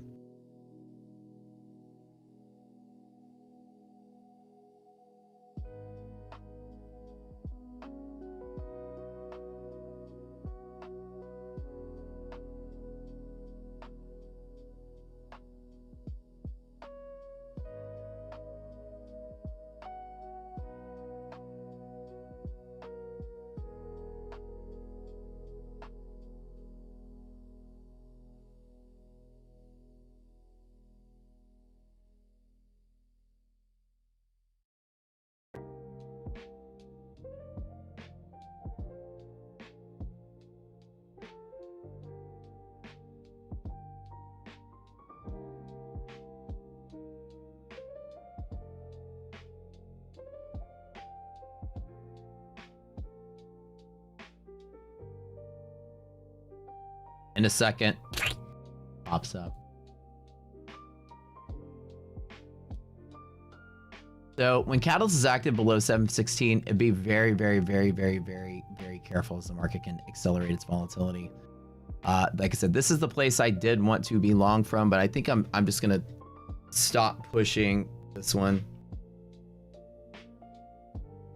So T305, it's account partitioning. So the way that I trade is that this is not my entire net worth or entire market account value ever. This is a challenge account. I put in the challenge account what I'm willing to lose in 2 days. So whatever's in the challenge account, I'm gonna lose 50% a day, and I partition the rest of my money outside of it. It's so that you don't have extra money sitting in your account. People have been taught to trade completely the wrong way. People are thinking, I have an account with 100,000, let me make 2 or 3% a day. There's no different than having 3,000 in an account, lose 1,500 a day, 97,000 on the sidelines. It's the same math. It's the same 3% a day, but it's half of the partition. So partitioning is just to have the risk management to stop.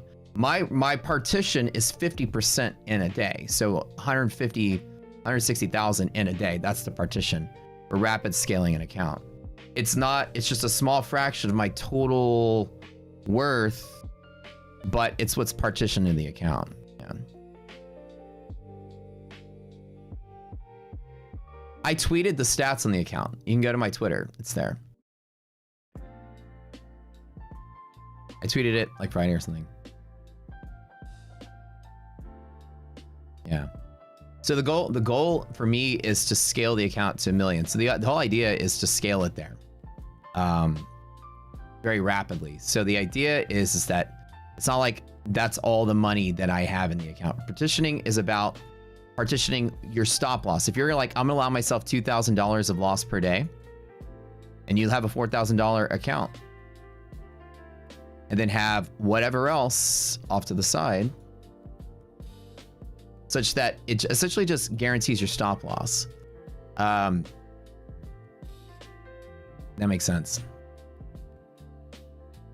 Whether I put another $1 million in this account or not, it's the same sort of mentality. It's just scaling the account with capital on the side prevents you from over leveraging beyond your capabilities. So last time I wore this shirt. So this is the trick that I teach everybody. If you want to trade your account, don't put all your money into a trading account. Just put what you're willing to lose in a couple trades. And then if you lose it, then just put money in the next day. Like essentially top yourself off. Keep your account balanced like normal. It stops you out that day at a predefined risk. So my allowed stop in this challenge account, it's a challenge account. It's designed to challenge something. My max allowed is today $160,000 at half of the account. So when I detail this challenge at the start, it's very clear about, I have to repeat it because a lot of new faces show up. I'm allowing myself to lose 50% every day. 2 trades to bust. That's what I'm allowing myself. So I'm only down, I don't know, 40%, like that. So this is the challenge, is set predefined rules that are allowing these things, just to show how I would rapidly scale to $1 million. That you don't normally think of it like this, but it's not 50% of all your trading money. It's the same as having extra money in the account with the stop loss. It's the same, but you prevent yourself from accessing those funds because they're not in the account. Makes sense? It's not a 6-figure account though. That's the thing. It's an 8-figure account.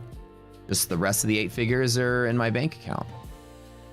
I have to keep explaining it because the concept is beyond people's comprehension, but let me explain it one more time. The amount that's in the account, imagine every day I load my account with my stop loss and I'm good. That's it. So imagine you allow yourself, I'm going to lose $1,000 per trade. So every day you open a trading account and put $1,000 in. The same mentality as when you trade options. It's the same exact mentality. I'm going to lose $3,000 today. So you only buy 3,000 worth of options. The same mentality.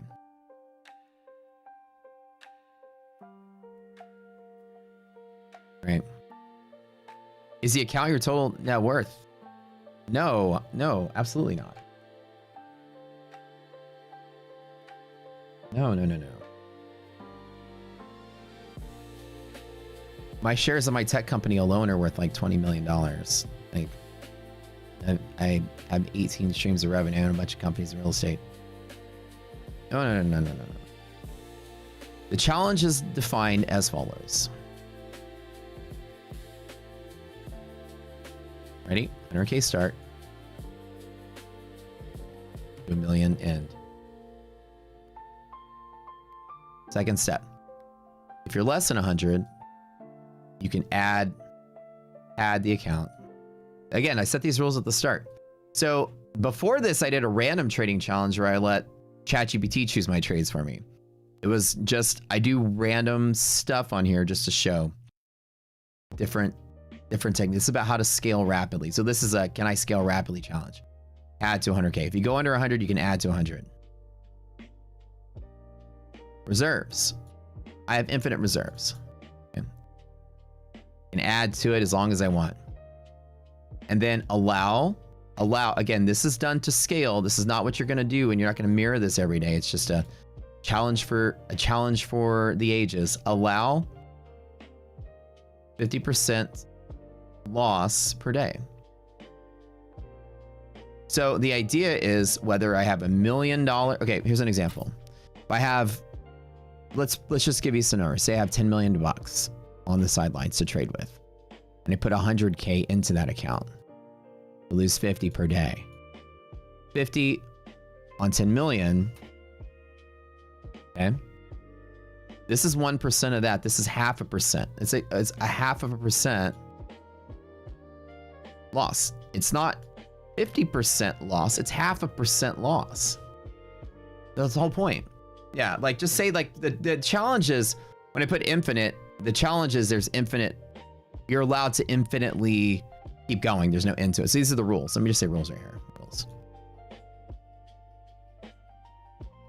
Below 100, I can add to 100 if I'm at 100 here. And I started this in December-ish, like late November, early December. The goal is how quickly can I get to $1 million with perfect risk management. So the idea, because yeah, like every time I get bigger, I trade bigger, get bigger, I trade bigger. I'm going to hit a stride. I'm going to get there in like 5 days. So that's what you guys got to think about. There'll be a streak where I go on like a 5 or 6 day streak and I make 100,000 one day, 200 next day, 300, 400, and I hit the million in like 5 or 6 days. To lose half of net worth per day. No. Like, it's surprisingly bad how many people in trading did not learn a little bit of math. This is just taking a small percentage. It's like you load your gun with 1 bullet to shoot the bullet, then you load the bullet the next day to shoot the bullet. My stop loss is allowed to be half of whatever I've accumulated, built off 100. That's it. Yeah.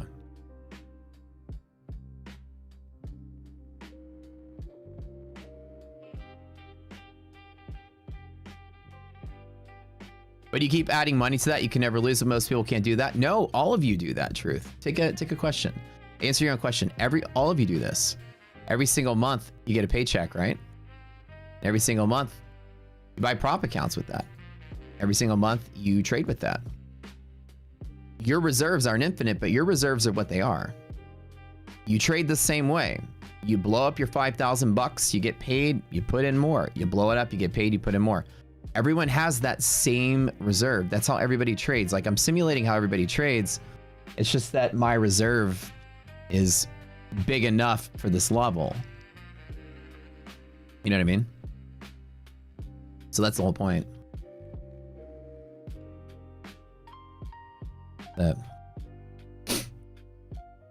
Yeah, it's all percentages. So am I And again, the rules are allowed to do this. This is like when I set rules, I'm like, I'm going to trade within these boundaries. The goal is to push it hard. Like I said, if I get 3 or 4 or 5 good bull days and I get a good bounce, I'll hit the million in a week doing this. But I have control that it might take my losses. It's always going to be less than half the account, so it should be good. You had a 25K flex account on my funded futures. This is pretty good. I mean, I like their flex accounts. They're nice. They're inexpensive, and then you get a really sizable payout for like a good payout schedule.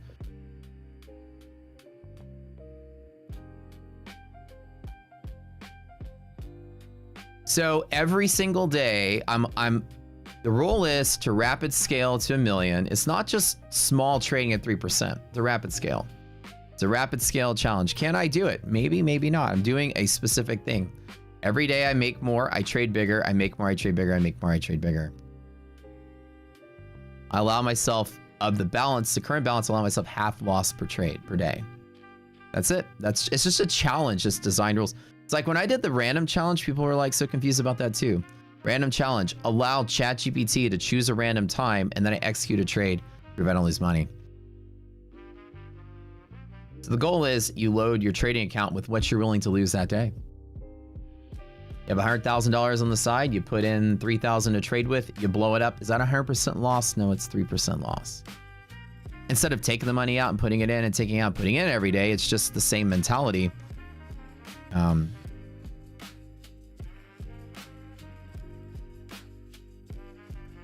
That's basically it.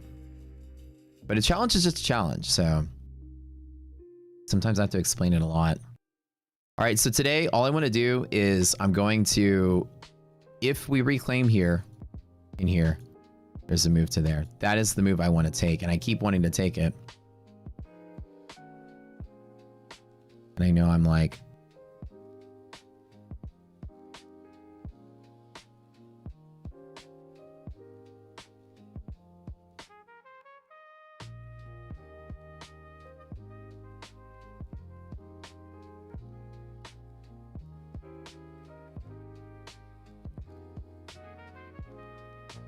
the activation Apex is like 140 bucks, something like that.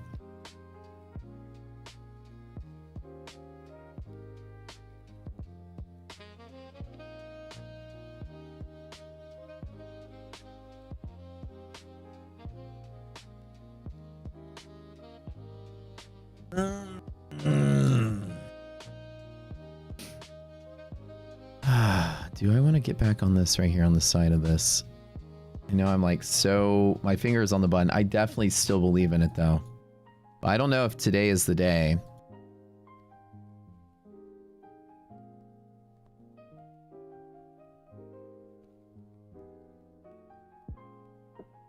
Yeah.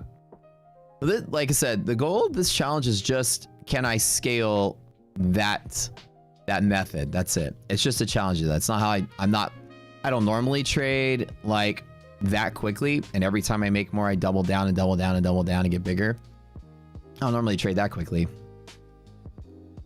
but I also don't want to sit here and babysit a 200-300K account for a year to slowly get to $1 million bucks either. My goal is to get there in a week or two if I can just get a good stride on it, which means I have to hit it big at certain levels. But the market has just not been playing ball since October, since we had the government shutdown. Everything went crazy. This has been, like I said, this right here has been kind of We get lucky with like, you know, 1 or 2 week bull streak, I'll make it in a week. I'll literally make it in a week. But if we're up, down, up, down, up, down, and choppy, the market, the account's going to be up, down, up, down. So every time I, you know, like I trade 20 contracts, and if I make 50, then the next day I'll trade 30. If I make 100, then the next day I'll trade 60, and then I'll just basically scale it up. The last couple of days will be, you know, $300,000 or $400,000. If I get lucky, I hit that good stride, and the market just keeps going. But choppy market like this, just up, it's down, and so my account is up, it's down. It's just part of it. You know, it's part of the game. Still way, way, way up. Not a big deal.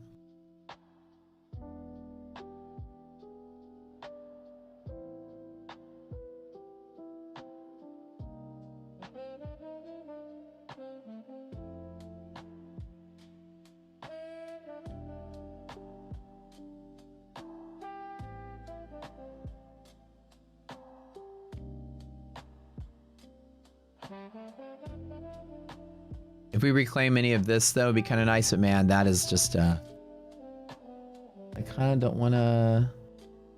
I kind of don't want to bet on it. Losing MHP is not the best, although it is trying to hook right here, which is looking really nice.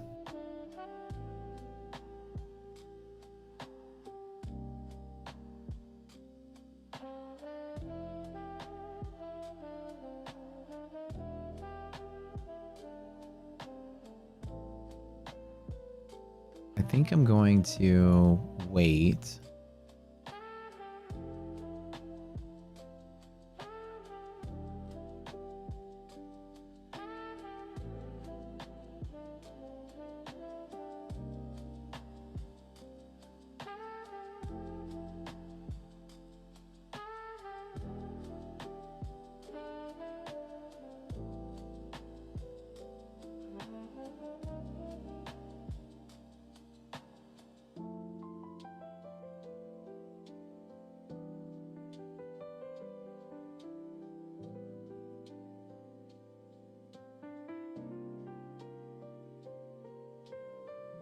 One day up, one day down, one day up, one day down. This market needs to stop this nonsense. I gave this speech on Friday that I thought we were going to find out by today. I said I knew we would find out, at least after Friday. I said we would know probably by Monday or Tuesday. Actually, no, that was yesterday. Yesterday, I remember I said it yesterday. I said we will know by Tuesday. After yesterday, I said this. We'll know by Tuesday if we're stuck for months or we're going to move. And I feel like today is an example of how we're going to be stuck for months. We're not going to break out of this range. And this was the answer. We had all the good data we could have. GDP is good. Unemployment's better. Inflation's down. All that stuff looks great. But we are not, still not exiting the range. And the market's just going all over the place with a bunch of different money flowing in and out at different rates.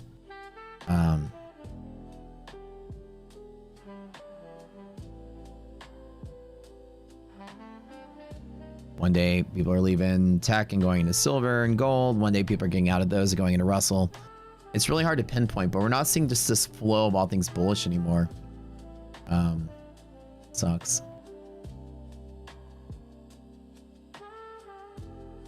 It does feel like an arc raiders day though.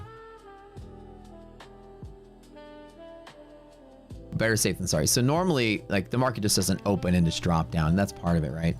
But at least I didn't even go past half. Half is my normal rule. And remember, as you guys are here, the goal of a challenge is to rapidly scale the level.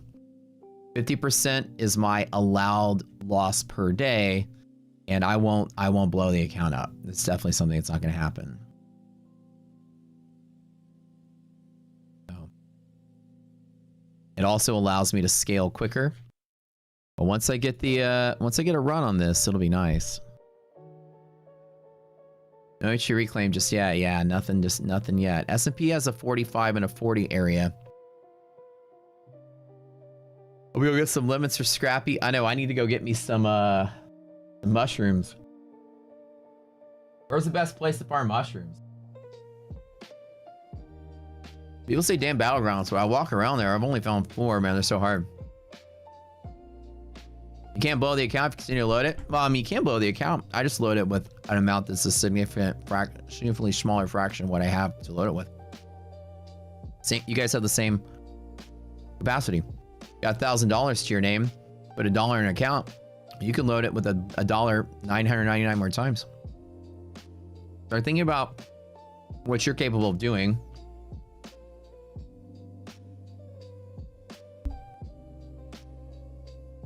Think of it like this. You want to add everything up. I'm trying to take $10 million and make $1 million. I'm trying to make 10% on $10 million. You think about it like that. Load in the account with 100,000 of it.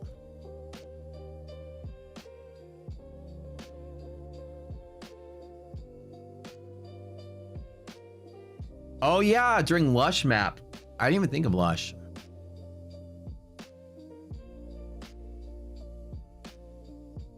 Yeah, like the south side of the map during the Lush Garden. Oh yeah, the Lush Blooms events are going on right now.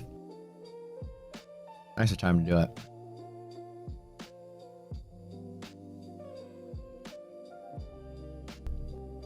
Tunnels on the pipes.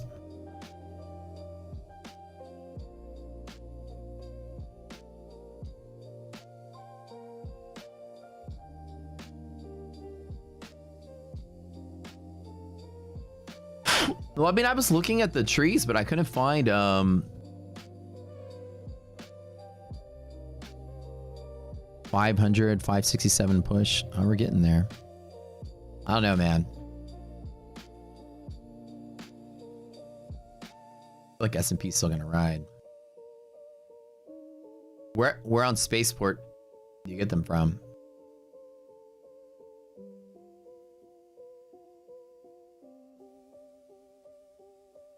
All right, so I lost 2 of my take profit.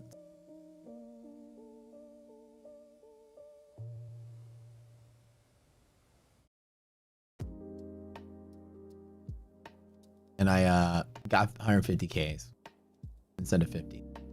So I loaded, so I built some buffer in those. I was doing pretty well, and then those just went kaput today. I've only been to take profit for like a couple weeks, so. It's an interesting experience. Trailing drawdown is a little weird. I'm not a big fan of prop trading in general, like for myself. All those extra rules make it very difficult to navigate, especially when they're trailing drawdown prop accounts. I like prop trading when it's more like end of the day or static, which is more realistic for like a real trading account. Trailing is tough. Very tough. Yeah, so 10%, I'm trying to get there in about a month or 2, yeah.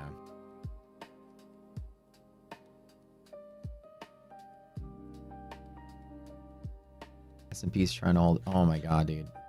Are we there?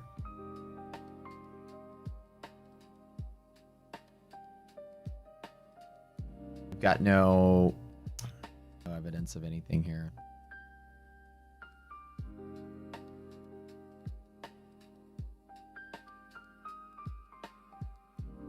No, the thing was I didn't actually take the payout. Remember that one day I made like 9,000 on the account and I was talking about, can I get to 10? I didn't actually take the payout. I was like, let me just build some buffer on it. Then over the next like 2 or 3 days, I didn't really trade that one account. And then I hit that account this morning and then gave it all back. So I was thinking like I wanted to put maybe like, you know, 4 to 5 times the amount of the drawdown as buffer before I even took a payout. I was trying to go for like bigger payouts instead of just taking the first available payout. Now we're at MHP again. I am not going to trade this. Even though it looks like it's going to move, I'm not going to jump in on. This is the trade I was trying to make. I'm not going to jump in on it.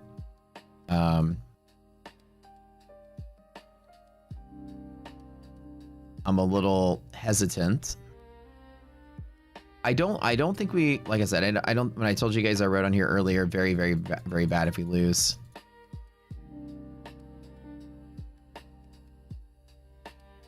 Here. Very bad if we lose that. So again, if I was still in this, I would have made a little bit significant dent into this, but this was the trade I wanted to be in on, to be on the reclaim here to here. So let's watch it.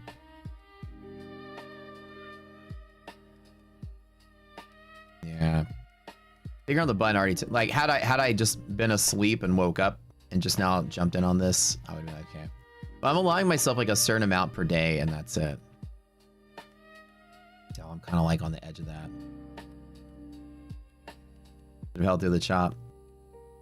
You get a little, when the cat is active, it just gets a little weird because I have to kind of be better safe than sorry.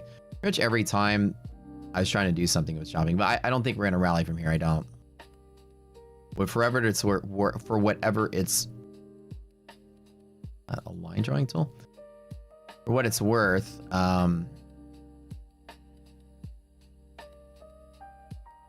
I personally think we're stuck here. I don't think we're gonna move. I don't think I'm gonna short it, but I don't think we're gonna move.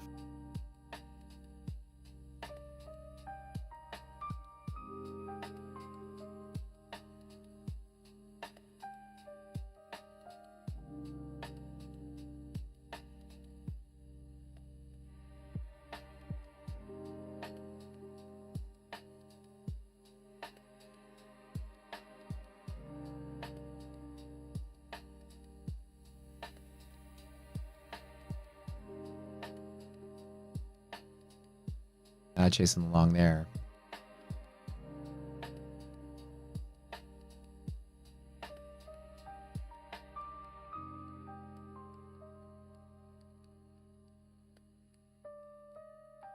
How many TPT evals can you actually buy? Since I'm new to it, I don't know what the total amount that you can do on TPT. Is it like funded next, where you can buy as many as you want, but you can only fund so many? I think you can fund 5. You can buy, so you can buy up to 10 evals or 5 evals. 5 funded, but how many evals can you buy? Can you just buy like infinite number of those? 50. There's no limit? Okay. Good question. I didn't know. Like with certain firms, you can only have so many eval accounts and then so many active funded accounts. Only 5 funded, so no limit on the eval side. Okay.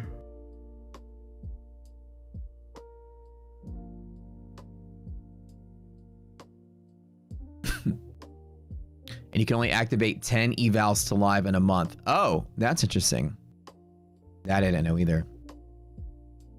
And they have monthly fee. Wow, that's a good business model there.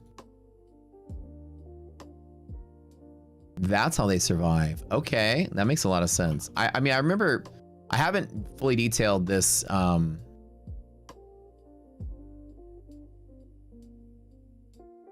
my website yet. All those pieces. I haven't investigated. My team is putting it together, but I haven't. You only activate 10 in a month. Interesting. That is how they prevent. Oh, they force you to do the expensive resets. That's clever. Okay, that makes a lot of sense then. If you have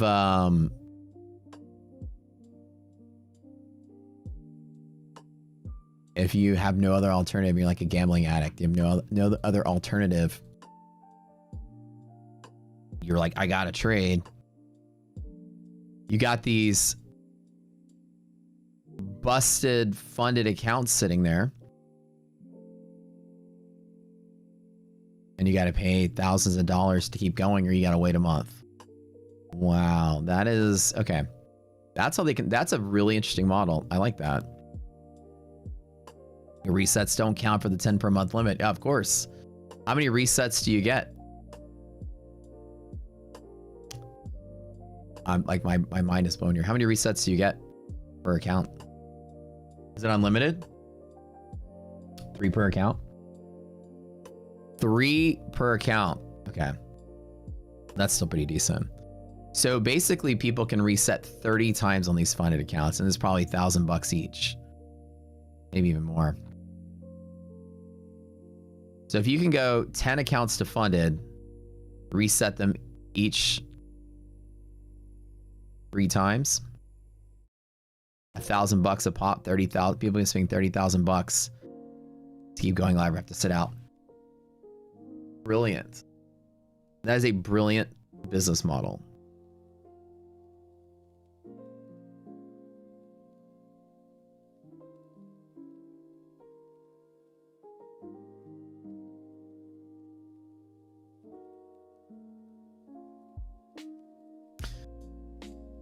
I hate that I'm so burned right now. Scared to trade this. I don't think we recover. I don't think we crash, but I don't think we recover either. I think we're gonna sit here.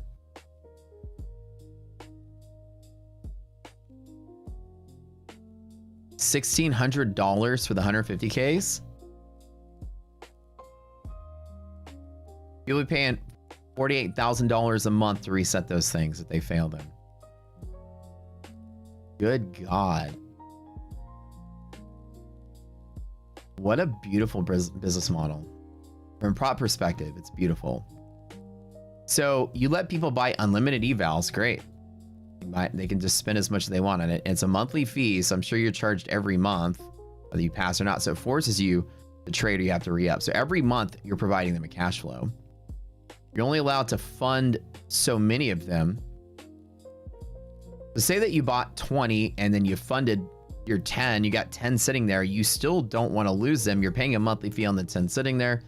Then you fund 10 and then you don't get a pound blow up, and then you reset them 3 times a piece at $1,600, sing them $48,000 every single month, plus 10. What is the subscription on this? 100 something bucks a month times the 10 that are sitting there, plus another 1,000 a month. Dude, they can be milking somebody for 50K a month. Interesting. Well, let's take profit. I mean, it's one of the best prop firms out there, but you have to have control that if you blow up your 10, don't be reset. If that's the price, don't be resetting it at $1,600 to reset the account. If they're like $100 a pop or something, yeah, don't be resetting those funded accounts. Like, and it's trailing drawdown to go with it. Chance of failure is very high. You just better start over or wait another month. Reset is 25. Wait, cost of pro reset? What do you mean 799,100? Where are these numbers coming from?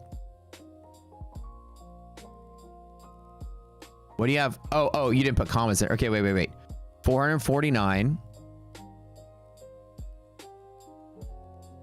649. Okay, I see what you're doing. There's no space there. 449, 649. 799. And then 999. And then 1499. Okay.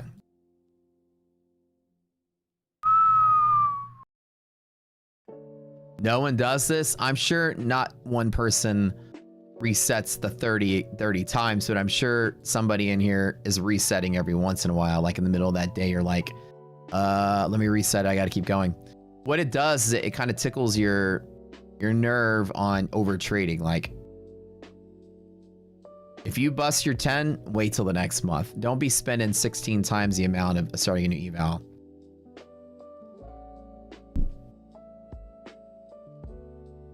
Yeah, so like I said, I just was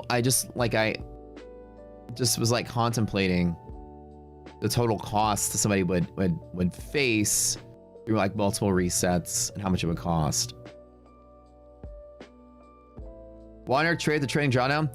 Yeah, no, just for show, like for, you know, for YouTube, for you guys, like 100%. I don't trade. I don't like to trade props. I just think it's a waste of time for me. But when I only traded a real account for 9 years, nobody watched the stream either. I mean, they did, but nope, it didn't grow. When I started trading props, the stream exploded. I mean, that's kind of what it is. No, 100%. No, I hate trading drawing. I don't like trading props in general. I hate it. It's a waste of time for me. I can just trade. Like, I don't need to go and split my money with somebody and pay more taxes on it. This year was like, let me go live in every prop just to show that I'm good. And that was literally it, just to show off. So like last year I won 2 trading competitions. I went live in 3 prop firms. I'm working on my 4th. Take profit would be the 5th. Just to like detail the experience. It's also leading into this prop website I'm building I'll have personal experience with it as well. So I have connection to the whole experience. I can't just like, you know, be the world's expert on comparing prop sites with each other without actually having some skin in the game too. So, you know, going through the ropes with you guys just to try it out and see how well I can do. There are people out there that utilize the prop game as a system to make money. I go live and forget about it. You don't see me here like show off my ETF live account, my MyFunded Futures live account. They're not really worth it. So that's how I trade it.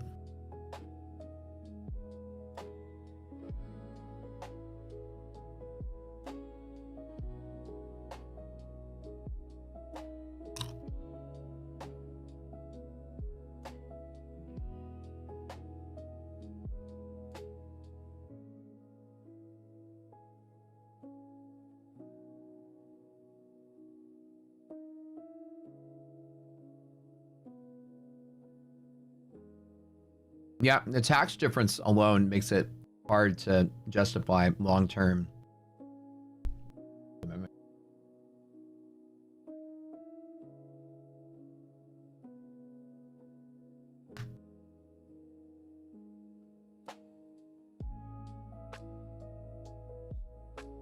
So my goal with the prop is just to go live and forget about it.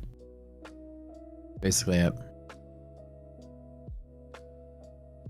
What am I going to do with the $20,000, $30,000 trading account? Juggle 3 or 4 of those.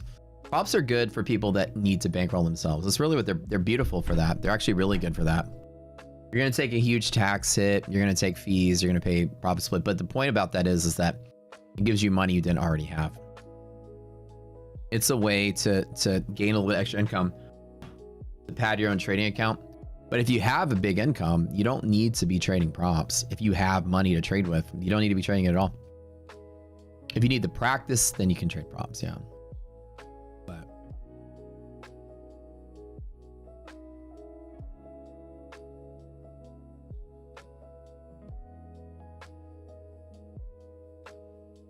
we were deciding on another car for IDOC because she's about to quit her job one day, not soon, but one day, to do this kind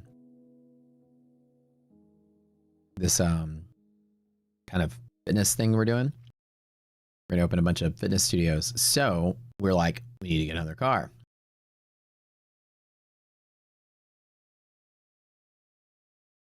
Oh, she's a big wig in the pharmaceuticals industry as an eye doctor.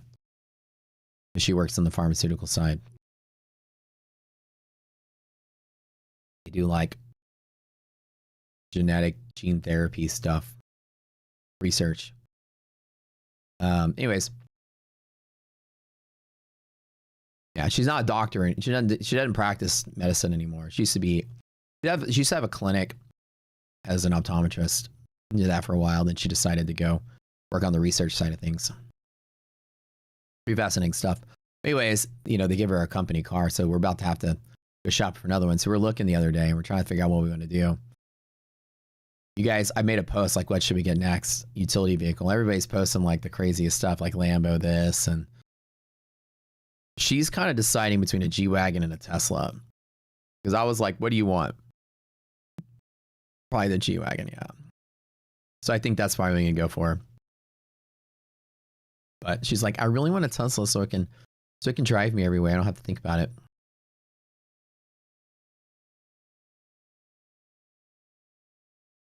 Today's just an anomaly to part of trading. Yeah, dude, it's in trading. You go up, you go down. But the scaling of it is as I get bigger, I'm gonna trade bigger, and as I get smaller, I'm gonna trade smaller. Cybertruck, yeah.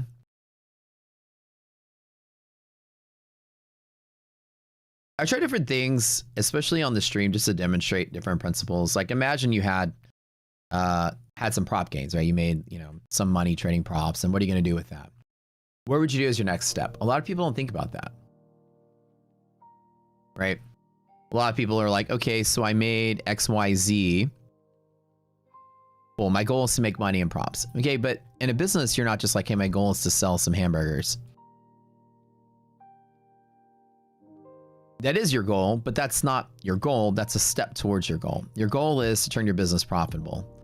And there's multiple steps. You know, it's like not just sell more hamburgers. That's one piece of the puzzle. It's, can I lower my cost for my supplies? Can I lower my labor costs? Can I increase my margins? Can I sell more stuff? Like all of that's part of business. How can I get more visibility, right? All these pieces that go in your business.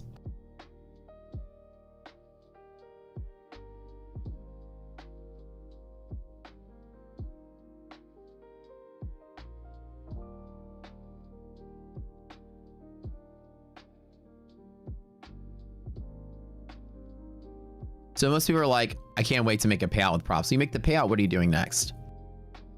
How are you utilizing the model of a business to increase your overall throughput, to lower your costs? What's your next step? A lot of people don't think like, if you get like a $20,000 payout with somebody, what are you doing next with it? Right? You know, buy something with it. Are you going to put it into the machine to keep running more money out of the prop space? Are you going to put it in your own account? Are you going to grow that account?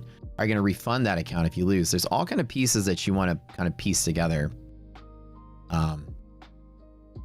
Right, as a trader, answer all those questions.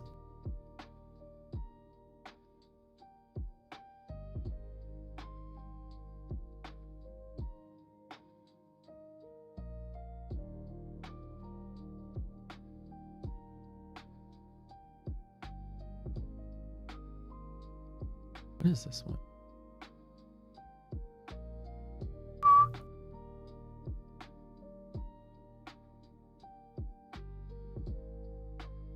I'm gonna tell you guys, this trailing drawdown stuff, I can see why y'all struggle with it. It's hard. I don't usually fuss with it. I don't usually trade props, especially trailing drawdown. I avoid them like the plague. Kind of a little. The failure rate is really, really, really high.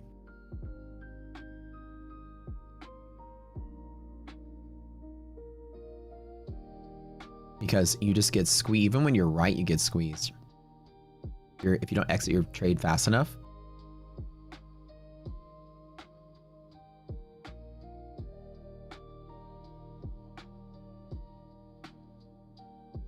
The 50K ones are, so I grabbed me some 150Ks because I was doing 50s earlier. I'm gonna pay no $1,500 to reset those things. Or no, that was 1,500. It's like 900 or something. Still. 9,000 profit target.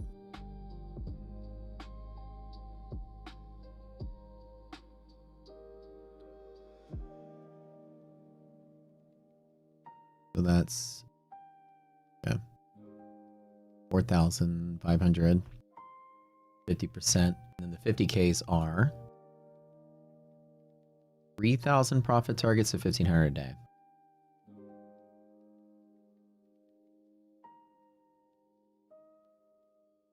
Oh, dude, those reset fees, ridiculous, man. Expensive, but if you're in a bind and you're like, man, I can't, you know, you're like, I already loaded my 10 this month, and you're kind of stuck, right?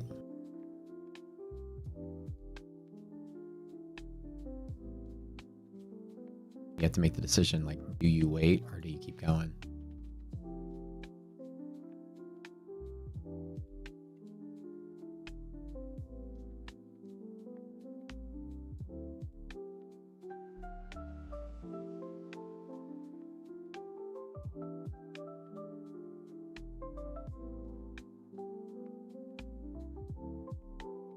I didn't chase the reclaim on that too. Sent out of this bad boy. I haven't done anything else since earlier. I got some fresh GPTs though. Did I trade them?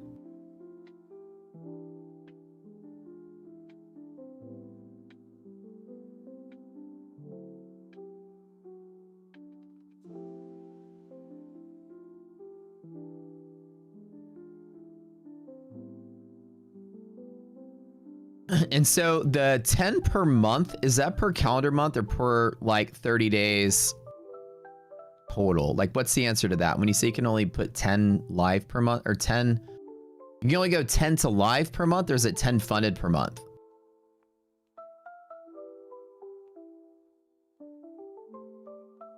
Only 10 can go funded?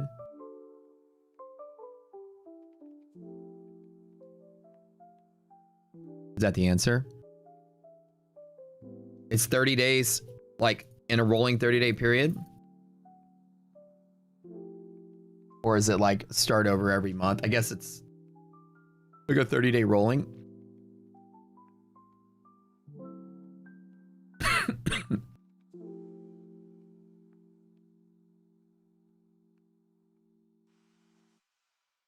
Man, so you're basically throttled. Like if you go to 10 and you fail 10, you reset them all, you're kind of stuck for a month. If you go to 10 and you don't reset them.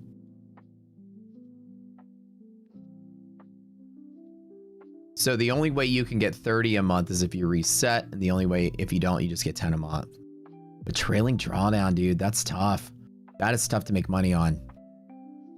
You got to get lucky, and you cannot trade choppy markets like this. It's going to like chop you out. Yeah.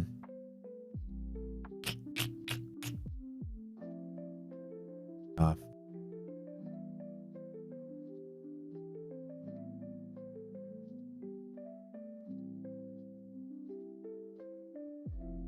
Lucid Flex, you said? Lucid Flex is a very good account, yeah. I think maybe by the end of the day we might reset them. You know, I just think of that because we had Amazon and Google earnings coming up that we weren't gonna have another day like yesterday, but looks like we did. Kind of sucks that the market is gonna be stuck for a while, and I'm kind of like,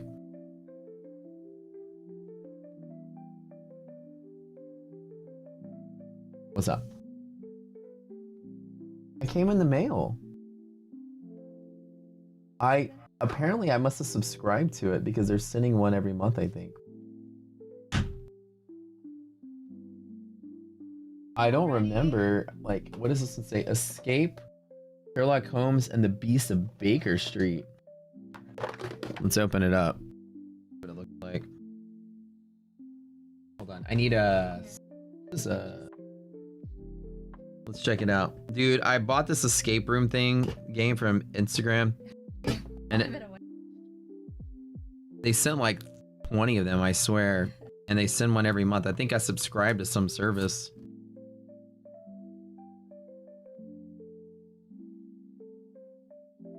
Yeah.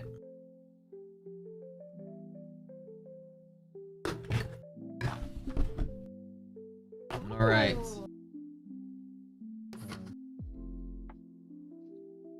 Is the box also part of the game? Maybe. A lot of times the box is part of the game. What the heck is this? Chat, you want to play an escape room game with us?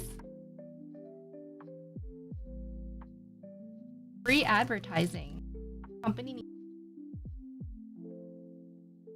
This is a mirror. Anytime there's a mirror, there's laser beams. Or something's backwards. There's a gem. Alright, what do you got? A gemstone. Cards. Cipher?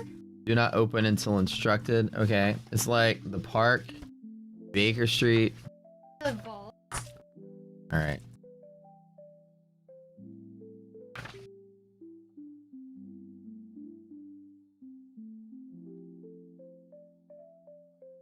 Your net's been extra crazy today. I got the AT&T guy.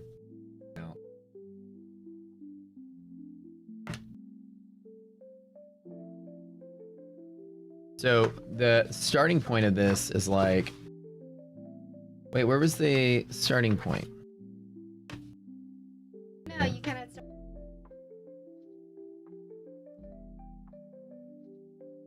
Okay. Is there like, no, there was like a starting instruction, I think. It like tells you where to start. These ones. You do like a welcome to this is where you start your journey. Blah, blah, blah. Nothing? Nothing? Hey. Oh, okay. Look at the box.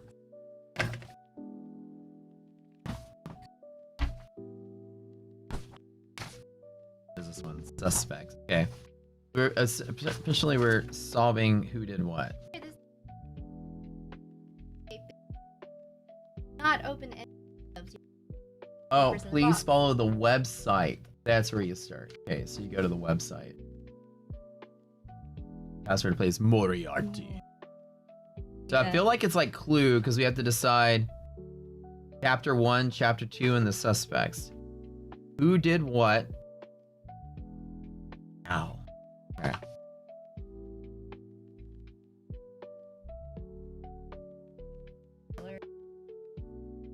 Like fumbling. Oh yeah, That that one's one's kind of fun. hard. That one's. This one is like, I guess kind of cool. I like pictures with clues and stuff. Not bad. If you guys have never played Neil Patrick Harris's Box 1 and Box 2, you should play those. It's like hard to describe, but it's like an escape room box, but it's very well made. All right, Sherlock Holmes version. All right. Very cool.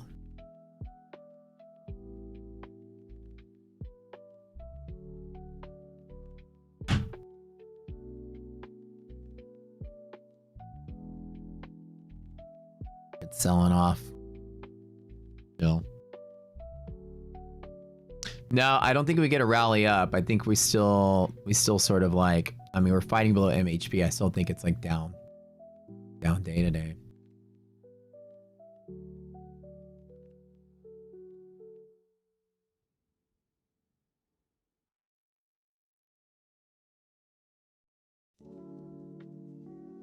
Yeah.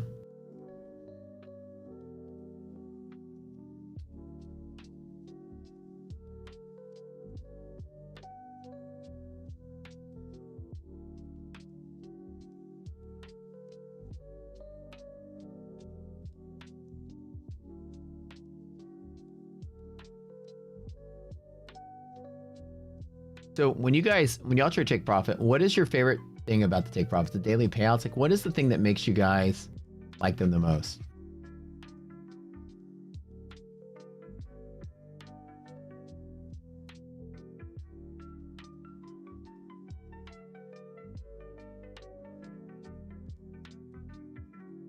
The daily payouts part of it. The trailing drawdown is extremely hard. Like, you can't just like fire up your account and then go. You really have to wait. And this choppy market is going to probably be very costly for people doing trailing drawdown.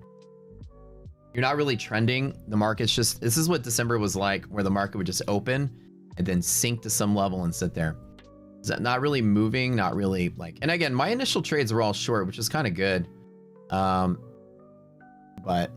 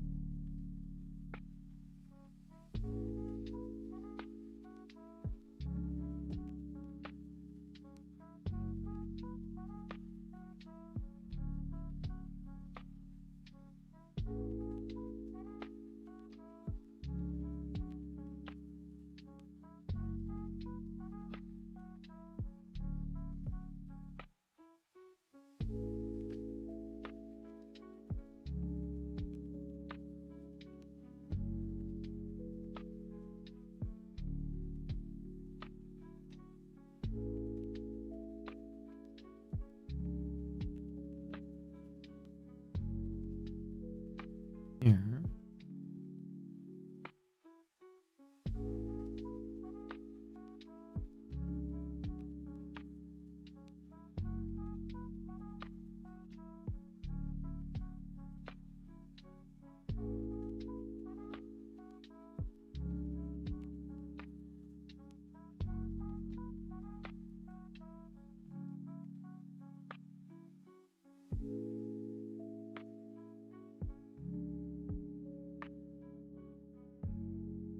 The AT&T guy doesn't come here while I'm on my funded TV.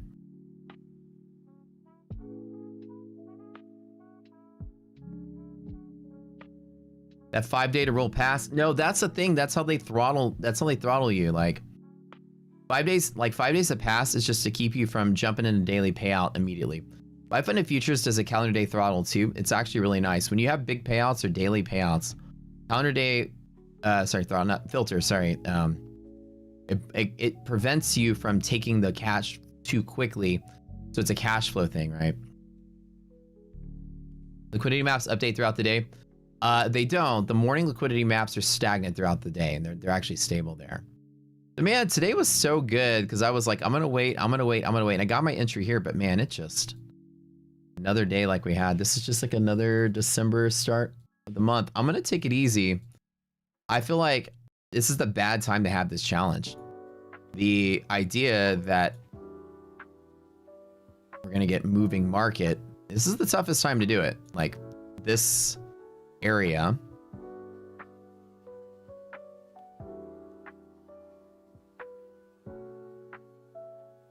It's been like the bane of my existence. I've made so much money last year on that bull market. Like insane. But then it was like this, this, and then this. That's been tough. And it's just like the idea is it's not because of the market I'm getting confused. It's because it's like we wake up in a bull market and then it doesn't just like slowly like trade down with bear signal.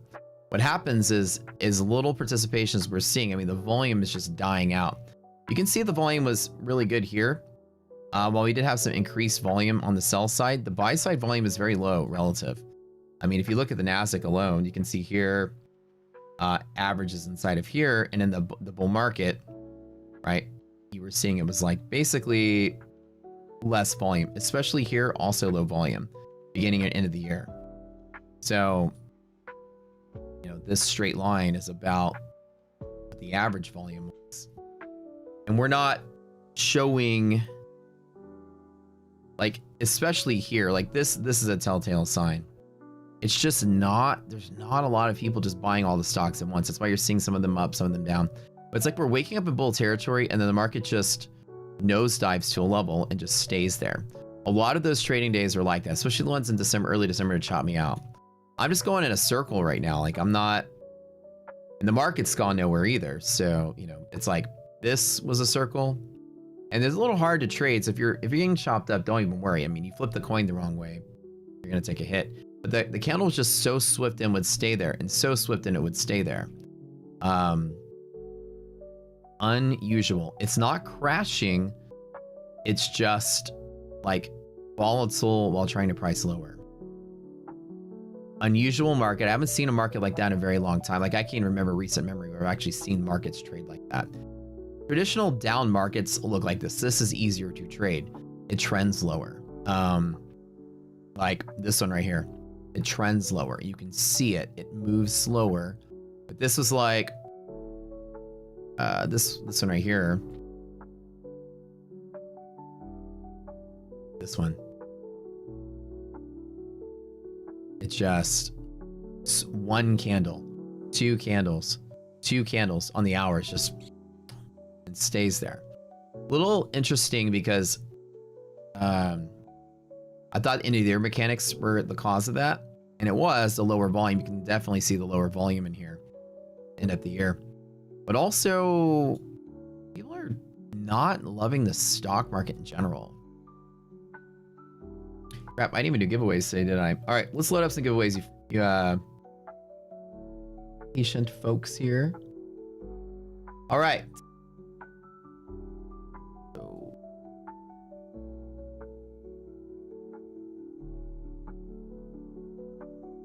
I'm not going to be able to scale as quick as I want to until I think NVIDIA earnings is the last it's going to be.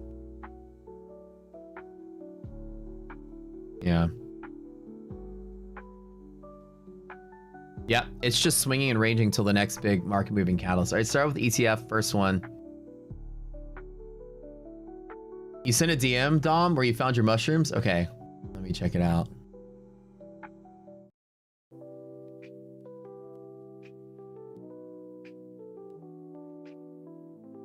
Ah, dude, your guy looks just like my guy. We have the same outfit on and everything.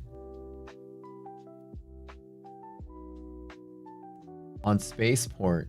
Really? Okay.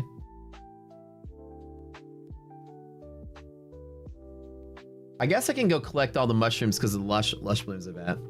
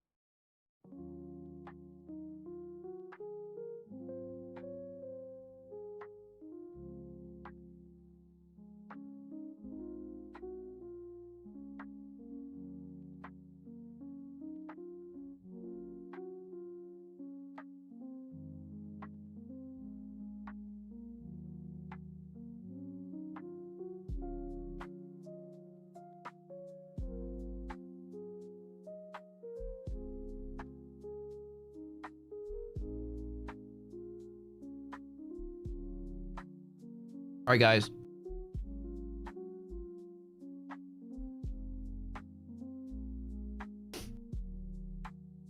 It is time to spin the wheel. We're gonna give away some prop accounts. Current deals going on right now with our partners. ETF is at 30% off as fast track. They give us an account and give you guys every single day an account to give away. I got word from Funded Next yesterday that they're gonna give all those giveaway accounts back that they were.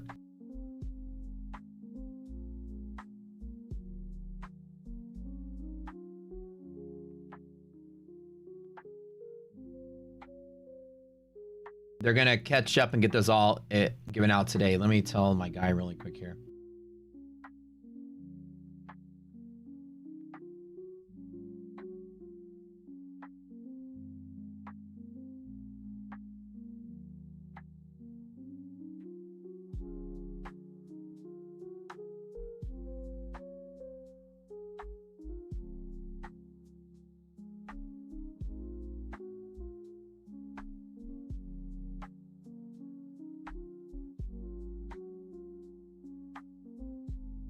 We're gonna have a special surprise for you on Friday. Don't miss Friday's stream. We're gonna be doing our co-stream with a lot of our special guests. We'll be doing a co-stream. Ivan, congratulations. All right, new giveaway. Let's do some. We'll do some Lucid accounts, baby. Type in Lucid in chat. Friday we'll be doing a co-stream with our 2 new streamers for the channel. They're gonna be taking over afternoon and evening. So don't miss Friday. We're gonna do a co-stream with the 3 of us in the morning.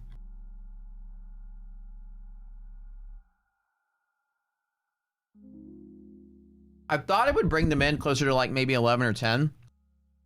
It's like not interrupt the trading day, but it'd be kind of cool just to start the trading day with them. I think maybe I might change my mind Friday morning. We'll jump in pre-market.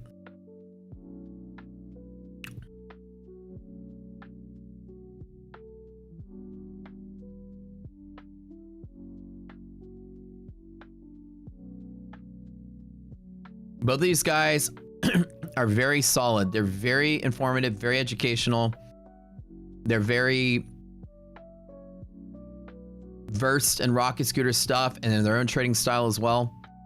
You guys are gonna really enjoy. I think it took us many months to get here. Went through over like 200 audition tapes, so it's been crazy.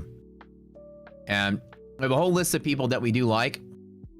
Whole list of people that made it to finals, but we only have 2 slots at the moment. But as we get bigger and start to grow around the clock, the channel gets bigger. Obviously, we're going to bring in more faces. So if you weren't chosen, but you were a finalist, you'll still be considered for other time slots for sure.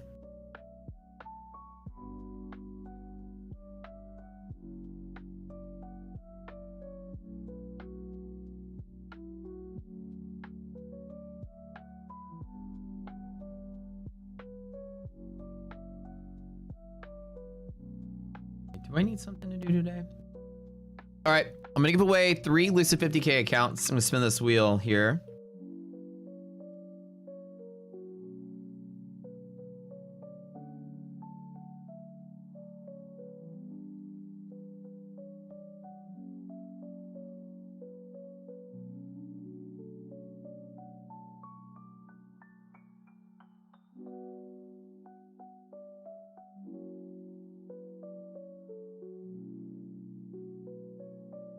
If the market's still in booty mode, I don't think I'm going to stream this afternoon. I'll just call it.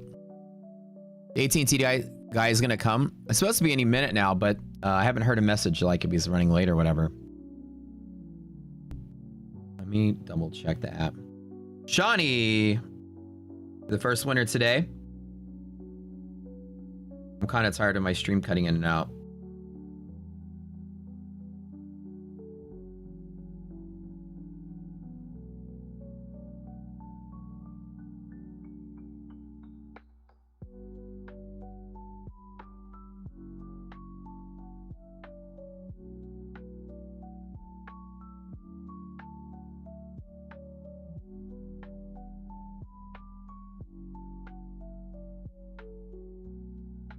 Still not on the way out yet.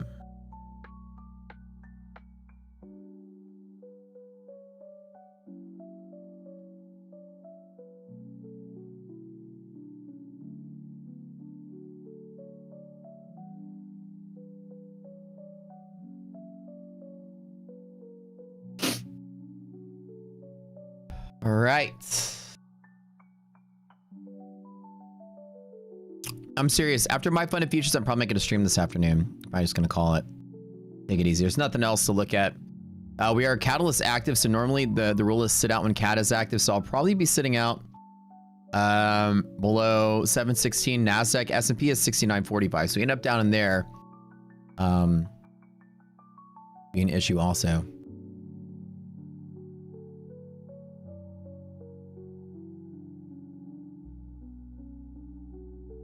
But I honestly think that we're stuck here until the next major catalyst. I'm talking like big catalysts, like earnings or something. Mohammed, you're the next winner. Lucid accounts. Type something in chat. Yeah, no way am I to end up in another freaking December Chop Fest again. Problem is I don't think I'm going to be able to scale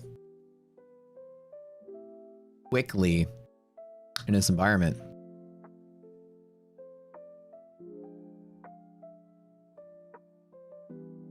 I need, like, essentially, to get the challenge done, I need the market to pick a direction and move. If I go up one day and then down one day and up one day and down one day, it's just not gonna... I'm spinning my wheels here.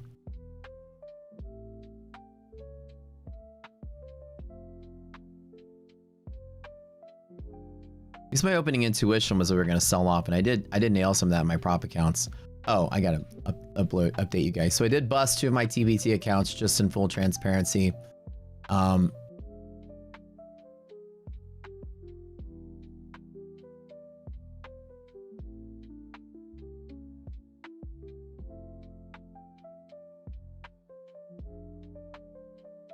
just to put some movement on them, I got 150K accounts. So these the ones that I had lost were 50K. So that's the first time I ever made TBT account was 50K. So then I moved to 150K, and then I shorted MHP just to get to the profit target. So you're gonna see 2 of them with exactly $4,500 of profit. Those are the 2 that I busted. So this was this. Let me update you guys with where we are. Funded Next, I made all that money shorting out the door today, which is really nice.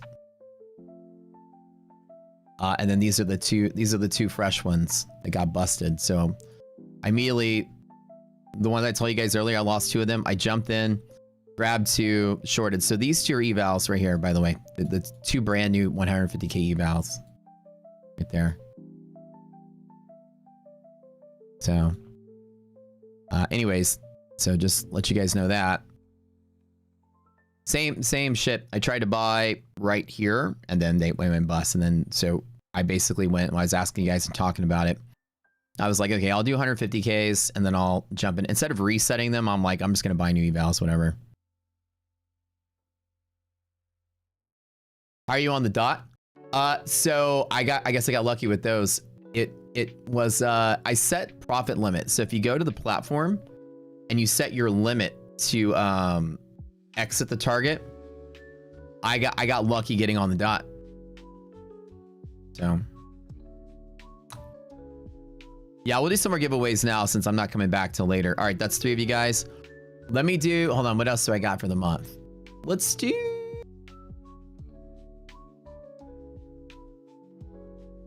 two more lucids. All right, let's go. 2 more. Yeah, I just got lucky that it closed. So if you set your profit target limit, it just closes out automatically. So like I said, I'm still making some grounds and some of these prop accounts. So man, a down day today. I've had 2 down days since last month. So they've been pretty, one of them was 25 in the big account. This one was 85, but I said it's still growing off the 100K start, but scaling to $1 million is going to be tough in this environment. Non-trending market. Needs to go up, needs to go down, needs to go somewhere. Oh, sorry, 25K lucids, not 50K lucids. Just got a note. These are 25K lucids. So right now with our prop partners, you guys use the Rocket Scooter code everywhere we go. We give so many accounts away every single month to you guys. 30% off Tradeify right now, 40% off their 150K select accounts. My Fund of Futures, they have their new buy one, get one going on right now. Pass one, get one. They have the Flex account that just came out, $87 from Rocket Scooter code. It's a really nice plan. ETF is 30% off of Fast Track. Button Next, $50,000 50K Bolt account, which is a daily payout account, is $100. Very similar to the TPT account style. Futures Desk is 75% off all statics. 60% off everything else. 40% off at TPT. Our friends over at Phidias, we just met with those guys. 60% off fundamental and swing monthlies, 50% off their statics, 80% off everything else. A big deal is going on right now. Lucid is 40% off limit 5 of any eval, code Rocket Scooter, and then Apex is 90% off now. Thank you, Brian Stock, with your big ass payout. It's coming. They got to run a 90% off sale. Generate some revenue. But yes, so those of you that are following the journey, the account partitioning portion of the trading account challenge is to just show how I could rapidly scale an account. And I'm just getting a bad swing in the market. Not that I'm trading bad, I'm trading fine. It's just I'm getting, you know, market goes up, market goes down, market goes up, market goes down, account goes up, account goes down, account goes up, account goes down. I've had multiple 60, 50, 70 day winning days. I've had a couple lost days, the same amount. Not really moving or going anywhere, which kind of sucks. But I'm also not blowing up, which is also great. Market is doing some crazy things. This is remnants of what December was. Worst trading I've had in years was this week right there. It's not bad, let me say, not worst trading, but the worst, I guess, performance or outcome was because it just, the market was just plowing through strong bull support with no volume. Same thing's happening today, but now this is a large volume sell-off, which is a little different. Has me a little worried. Compared to those other days in December, this is much larger volume. You can see on the hourly chart down in here, the volume in these days was much lower. You're talking 50,000 per hour, 80,000 per hour, 100,000 per hour. We're back at we're like at 150 here on the selling. This is genuine selling. And a lot of this, you know, is really kind of like We have Google earnings, and Google's pulling back a little bit, and Amazon tomorrow, which, I mean, or Amazon on Thursday, sorry. This is a little suspect, right?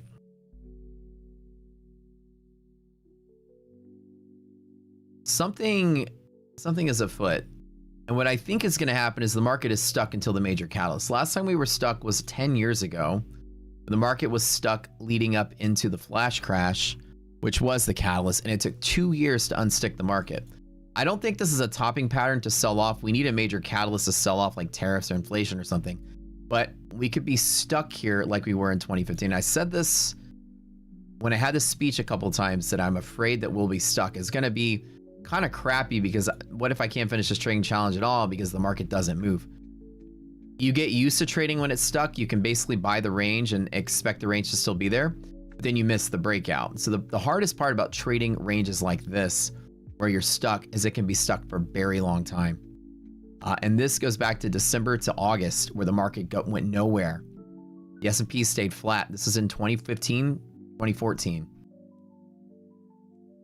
Don't just think it's got to make, we're so spoiled. You've been trading in the last maybe 3 or 4 years. You're spoiled to know the market has liking rallies and selling off, but you have never experienced a market like this. Like, imagine what we've had since December. Imagine a whole year trading like that. And it's not going to move till the next major catalyst. It just got stuck. And the flash crash is what spawned out of the stuckness, which makes me worried that a flash crash is possible again, winding up for it. And then you just start triggering, everybody stops, puts go in the money, people are forced to sell, and the market dies down, everybody blows up. Well, your opportunity is after the end of a flash crash. The market, what did it do? Did it rally? It went back to where it started. Then it was stuck again for another 2 months, and then it sold off again. And then it went back to where it started. And we went from all the way from like November of 2014, this 2120 level, and we didn't break it until July of 2016, which was like leading up to the election. And we broke it and came back down and tested it. It wasn't until the election that we got a catalyst to go. If you really want to say, when did we finally break out and go, this was a breakout that sold off. It was almost 3 years later. Actually, sorry, hold on, wait, 2 years later. Go back. From here to here to here. 2 years of going nowhere, and 2 little mini crashes along the way. And then we rallied, and we've been spoiled ever since, because the market has just rallied. You know, the tech boom, the tech bubble, rally, rally, rally, COVID, rally, rally, rally, trade war, COVID. But the market was always moving in a direction. This is the first time in a long time the market's doing nothing. And now the last time it did this was December of last year. And we sat still 2 months, and then tariffs caused the move down, and then we rallied again. I have been spoiled with the market that's been moving, and I've been crushing it since COVID. In a bull market, doing okay in the bear market, you know, making options trades on the dip. But this has been difficult for me. And again, it's not because I'm trading bad, it's because the market is just plowing through high probable pivots that I'm trading big on. Any other moment in time, any other market environment, those bull pivots bounce and we go. Today, we just smash them and fall through. No bounce. Like I said, I wasn't chasing this long here. I've accepted my loss and I'm cool with it. The market's continuing to sell off and go lower. So anyways. You're cooked. Jason, dude, I'm going to tell you, don't let this week or this month or since October discourage you guys as traders. Everyone's having issues. Even Wall Street is. That's why it's up, down, and up and down. Nobody out there is making money right now. Not the big players are making money either. That's the 5 Lucids. Okay, we'll do one more before I go to my funded TV in a little bit. Hold on.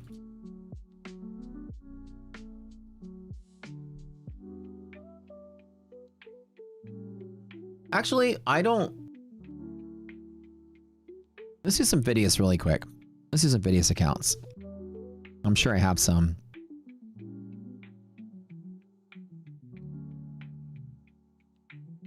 We'll do those once a week.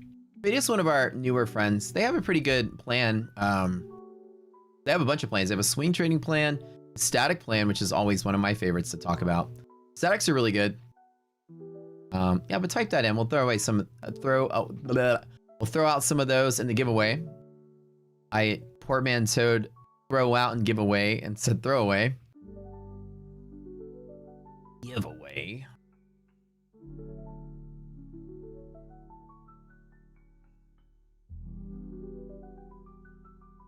But in this choppy environment too, it's gonna be very hard to get trailing drawdown accounts. Let's teach you guys something about that. Trailing drawdown accounts require you to get in and get out very quickly. You're not looking for trends. You're not looking to hold for a big run. You're looking to take your profit and get out of the way before the trail kicks in. And you want to build a buffer before that happens. This is a time to not be trading trailing drawdown accounts. I'm struggling to make some significant gains in these TPTs myself. So don't feel discouraged. This is not the time or the environment that trailing drawdown accounts benefit you. You get the coin flipped right out the open and you got the tank. Okay. Most of my trades and my props were short today. When I tried to flip to long, I got burned. I tried to flip to long, the big account got burned. Busted some TPTs along the way. But, you know, you're going to face this, and unless you get a nice solid move in one direction, this part is where you're going to fail. So like trying to trade inside of here. This is the part that really is what sort of took me down another 30 or 40K, trying to make that attempt there. Taking like 3 repeated losses at this pivot was really what kind of hit me. I should have just let it go at 50, but I kept trying to trade the reclaim and then stopping out. So this is what usually happens.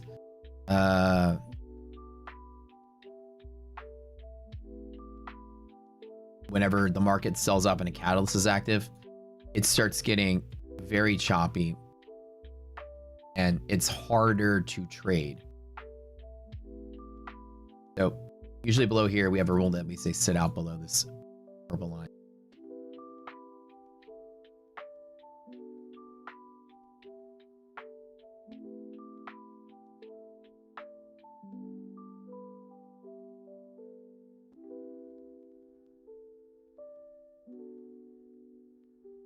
Uncertainty with the aircraft carriers in the Arabian Sea. USS Lincoln strike fleet is there.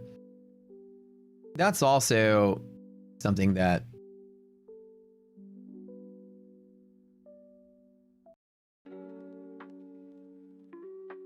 you have to be concerned with, is that geopolitical events could cause something.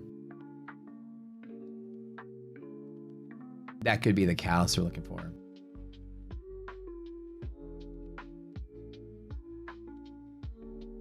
To trade, I'm using Trade8 to trade with.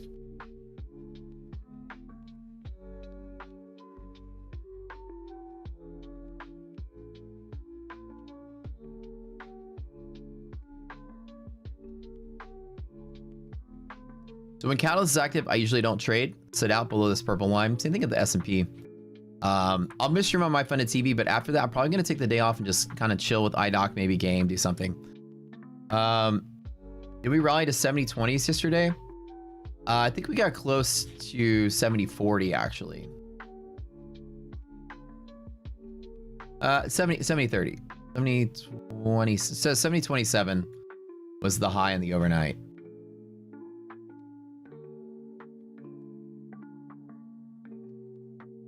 Best trade copier for Trade8 and Trade Ninja Trader. Who here does trade copiers, by the way? People say like Replicando is really good. Trade Syncer, they use that. MKE Trader.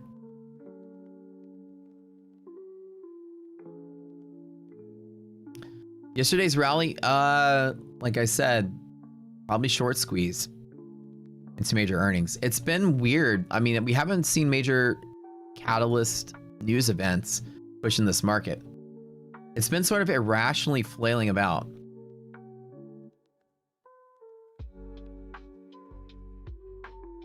So Phidias, let's show you guys some of Phidias's account stuff.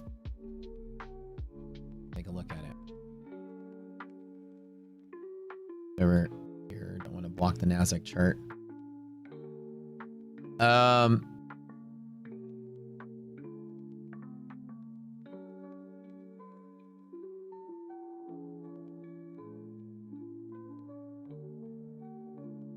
So they have a 25K static option with drawdown. It's so a 3-to-1 profit target to drawdown.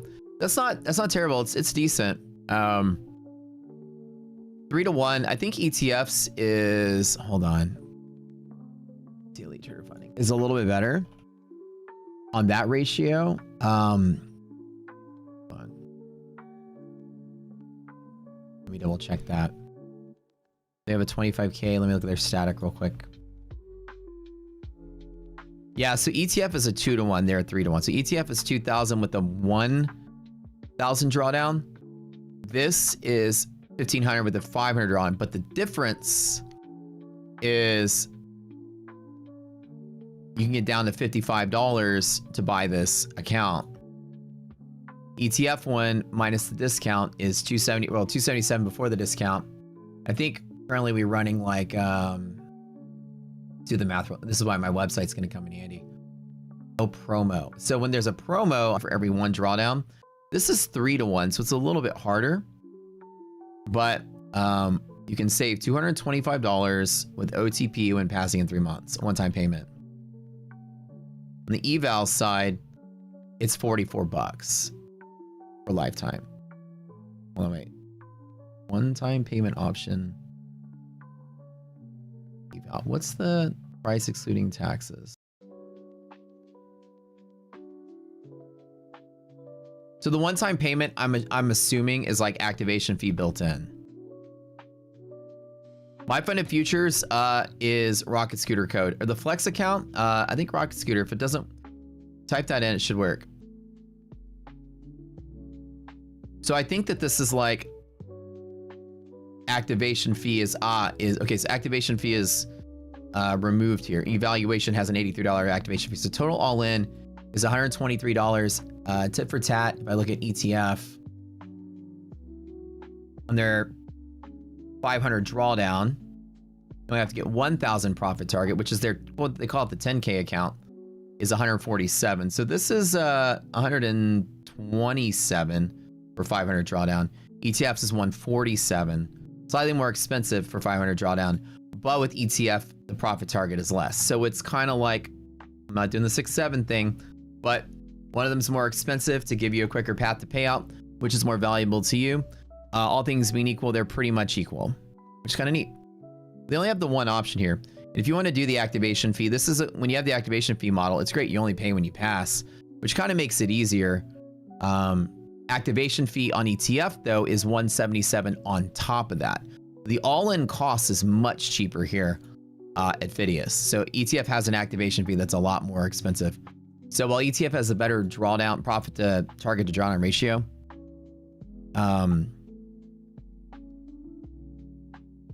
Phidias actually is the better option the more that I look at it. They've a lot of people use them, and they've reached out to me a couple of times. I've talked to the owner a bunch. The idea that they have swing trading plan, I thought was pretty neat.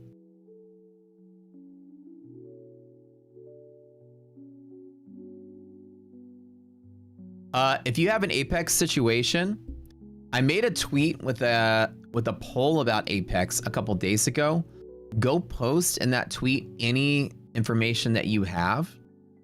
I'm kind of like logging everything there, and then send me an email, matt@rocketscooter.com, with whatever it is you wanted to send over. That way I can read it. Mind the Dave.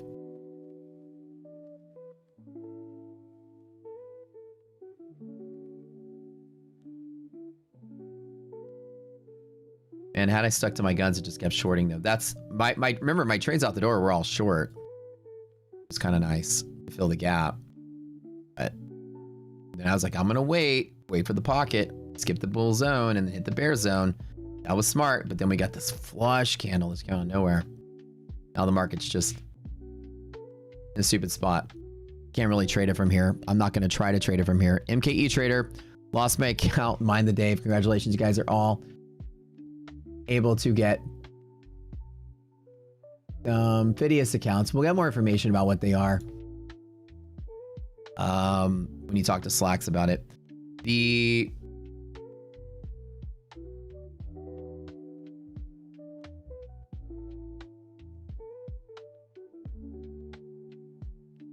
0% off of what?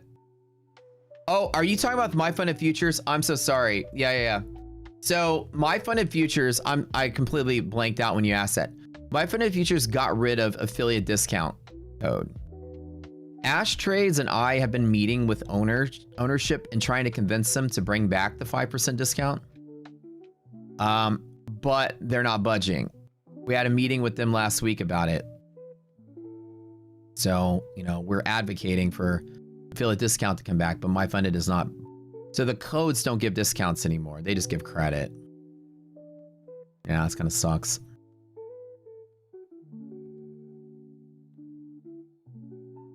Straight to live after first payout is really cool. Yeah, that is pretty cool setup. It gives you a discount for rapid. Sometimes it will give you a discount with certain plans and certain things, but in general, the affiliate discount code has been wiped. Every prop firm should do the same.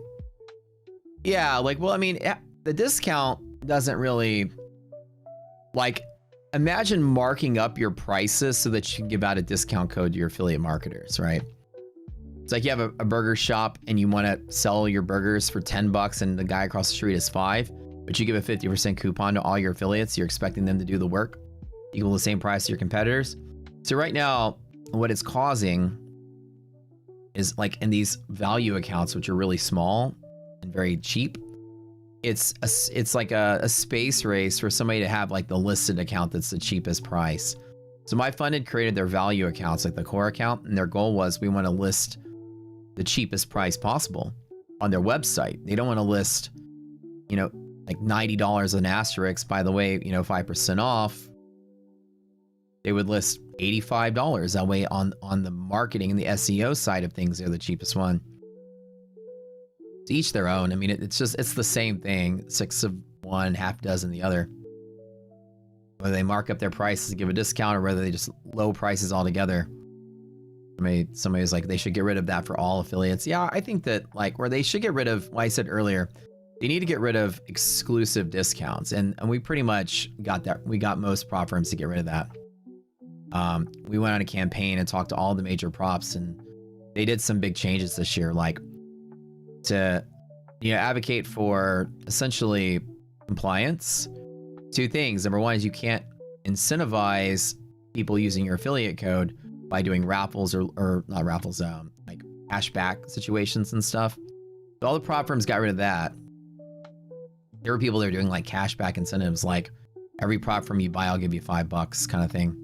The prop firms all collectively agreed to get rid of that. And then pretty much all the prop firms that we spoke with agreed that no one person gets a special discount. And I was one of the thing was, the kind of funny thing was, people were like, hey man, that sucks. I'm one of the ones that was getting special discounts. Like there's a small group of people that were getting, like, you know, everyone else gets 10%, but we'll give you 25% for a week. Like, this is your week. And there were a few people that were getting that. And I was one of them. I mean, I'm at the level where that was offered to me. And I was actually advocating against getting the benefit. Like, that should. And it's so weird how stupid this fucking industry is, because there were people who are like, how come you're advocating against that? That doesn't make any sense. I'm like, none of you guys are getting it. I'm the one that's getting it. I'm shooting myself in the foot so that you guys can have a more fair playing field. People are absolutely stupid. Like, I got rid of a part. Yeah, okay, fine. I'll capitalize on all the sales. Give me the 25% off for a week and no one else gets it. Okay, I'll just funnel people to me. That's fine. But I was like, I think it's unfair, especially me getting a special treatment just because I'm bigger. What it does, and I actually told them, I said, what it does is it allows the people that are big to continue to monopolize being big. And it doesn't allow newer, you know, up and coming folks to gain any ground, when those are really the people that are your foot soldiers doing the selling. And all the prop firms agreed with me. And they got rid of my own special discount. They got rid of everyone else's, the ones I talked to. I could have just been selfish and monopolized on it, totally fine. But there's a couple times my funded gave me 25% off when everyone else got 5, you know? And as cool as it was, you know, to make, you know, 30, 40 grand that month off of that, it really hurts the prop firm, because the larger people just collect codes, right? And they're not loyal or promoting any one firm. They're just promoting anybody.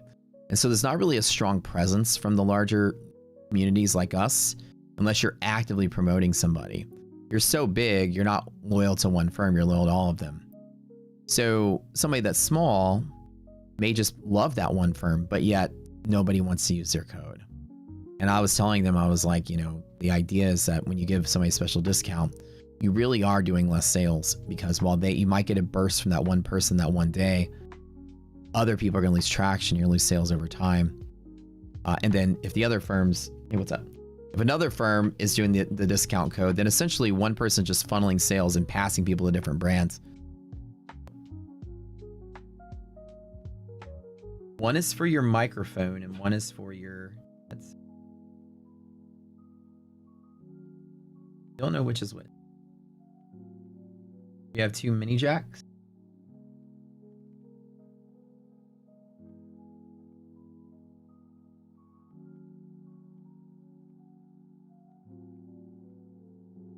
Go to the, so you probably had instructions in there. One of these is red. One of these is yellow. A little bit. So they're color coded. One is probably going to be your mic and one is your headset. But anyways, to answer y'all's question, they're not going to get rid of affiliate discounts in general, but some firms are deciding to not have them. They're deciding to have like lower prices. And I think that trend's not going to go away. But, you know, you can't give cash incentives and pretty much nobody's getting special discounts over anyone else. And those are the two big changes last year. I think they're good changes though. Matt, remind you what makes CAD active? It's a risk interval drop off of a sudden move off of an event or just on its own where the market just suddenly moves, finds its expansion of volatility and contracts and doesn't retrace half that distance and continues to fall. It's a risk interval distance from that anchor point where you start, which is this little area right here. You go to the table and you'll say like S&P and NASDAQ, you go to this risk interval. 62.5 points on S&P,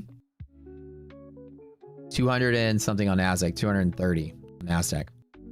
When you break through CAD active, the volatility goes out of control, so you can see how it starts getting choppy. It starts selling off even harder and faster, and it gets a little chaotic. So right here, CAD active full sit out. Like S&P is interacting with this cat line right now. It's such a beautiful calculation. Look, right on the dot, 45. And that's it. Dude, NVIDIA, man, dude, today is just, it's like one of those days. Yeah, NVIDIA opened and just dumped out. That's the thing. We open liquidity pocket and it just dumps into bear zone. It's kind of scary. Like it feel like with silver and gold liquidating, I feel like yesterday was a chance for people to escape some of the equities plays too that they had. So I don't know. Like I said, if I've learned my lesson today and this market's about to enter crazy crap bear market, then okay. I still don't think we're going to happen. I think we're just kind of stuck. I think we stay here, then overnight we dip a little bit, recover, and we sort of trade in a wider range at the lows tonight. I'll make whatever back. If we hit lower DD band tonight at the open, which I think we might do, I'll just pop that with another 30, 40 contracts. I'll hit that so hard leading into Google earnings to say that we stay inside of the middle of the range. So essentially wherever DD band is tonight, like let me draw what I think is going to happen. As long as VIX stays in a moderate place, pretend that we close right here, right? Sudden sell-off days like this usually open, retrace a little bit, then continue to sell. I don't know if we're going to crash out today, but as an example.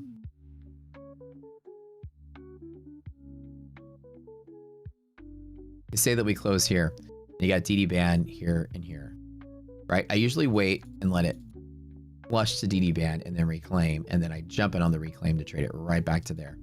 This trade I've done so many times since October. It's almost like if that's what we're doing and the market's not crashing, then we're going to see the whole thing again, which is kind of nice. Wherever it ends up being. Here's an example of it. Perfect example of it. Like just fall and sell. Market opens up, up, up, up, up, up, up. dip to band, dip to band, dip to band, retrace to this range right here. So that little move could just make back everything I lost today, tomorrow. We get a nice play like that, and we're just bouncing in between these ranges.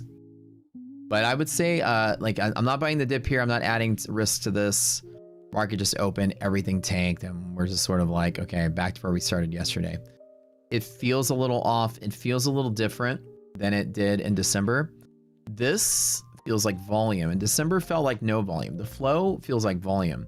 It's very powerful, and that one selling event that we had right at MHP today was the scary part. And it, again, you can easily see how the market just took a dive, like right here. Let me show it to you again.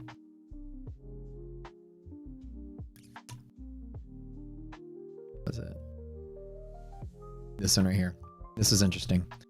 It was an order so large that it triggered velocity logic. So velocity logic is a thing.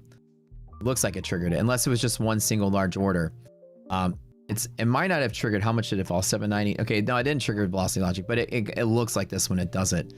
What happened was the order was so big, it just cleared out every single tier.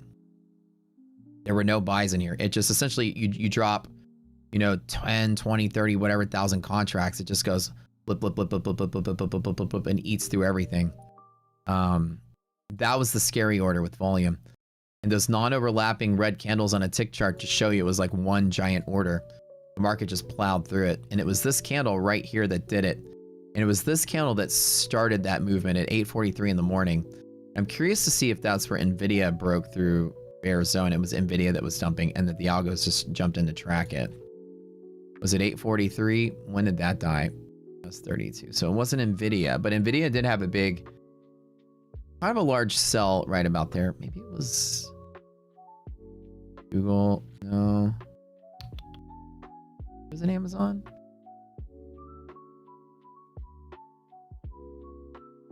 No, it wasn't Amazon. So I'm curious what? Curious what caused that.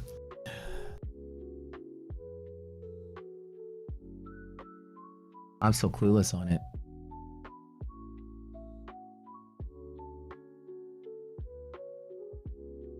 Market still also dumping today. Slightly elevated volume there.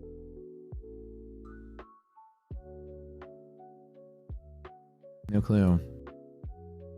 Okay, by the way, winners, I forgot to let you guys know, go to my Discord and go to the contest channel, talk to an admin named Slacks. He'll hook you up, and you get a screenshot of your YouTube ID, send that over to him, and then he'll hook you up with on how to get in to the accounts that we're giving you.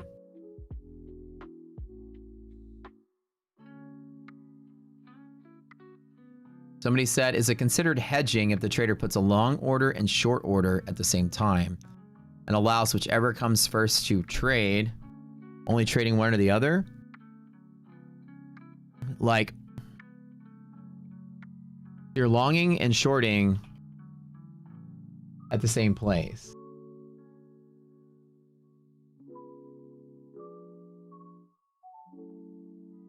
So in trading, I wouldn't call it hedging, but in trading, that's called a straddle. So a straddle is when you have like a simultaneous long and short position. It's an active strategy that people use, especially in options. Whereas the idea of a straddle is that if the market's going to move really far in one direction, straddles work really well because you have fixed loss on one side. Or is it a strangle? Did I say it backwards?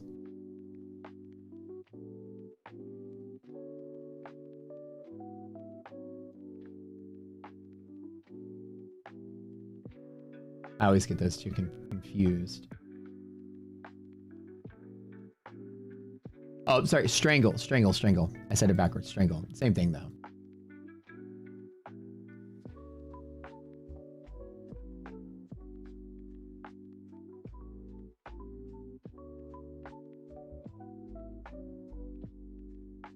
And the idea is that if the market goes really far one way or the other, you fully lose one of the position, which is the cost of the option, but then you fully make a big gain on the other one that goes up. A straddle is you're trading at two different strike prices. A strangle is you're trading from the same place. In futures trading, you're not going to get anything out of that strategy. You're just washing your account. If you're talking about that kind of strategy across two different prop firms, like you're longing in one prop firm and shorting another prop firm, I'm just going to tell you, don't get caught. Don't tell anybody you're doing that. I can't advocate for that, but that strategy is used by a lot of people. Cross-platform hedging and prop firm hedging, yes, because you long in one, you short in the other. The loser loses $100. The winner makes 5,000. They're not equally balanced. It's not the equal risk on both sides to reward. The risk is the cost of the account. It's like a strangle. You have an option with the fixed loss to the put side. You have an option with the fixed loss to the call side, and one of them pays out handsomely if the market moves. One of them fails out. It's literally prop firm strangle. The way to say it. They don't allow you to cross-platform hedge. If they find out you're doing it, they could ban you, but the question is, how would they find out you're doing it? I gotta go to my funded TV in a little bit. No, I just made 2 trades today, 2 big ones. I shorted this morning to here, and then I tried to buy the dip there, and then I tried to buy the dip there, and then that was it. Then I called it, but I hit it each time pretty hard. Why is hedging across different live accounts market illegal? I would say it's like frowned upon because you're exploiting that very fact that the prop accounts are designed so that you don't do that. Prop firms don't allow it. It's not illegal to do that, but prop firms can ban you because it's against their house rules. Yeah. But at the start of the day, I was shorting. I just decided to flip long. I didn't expect the market to tank like it did.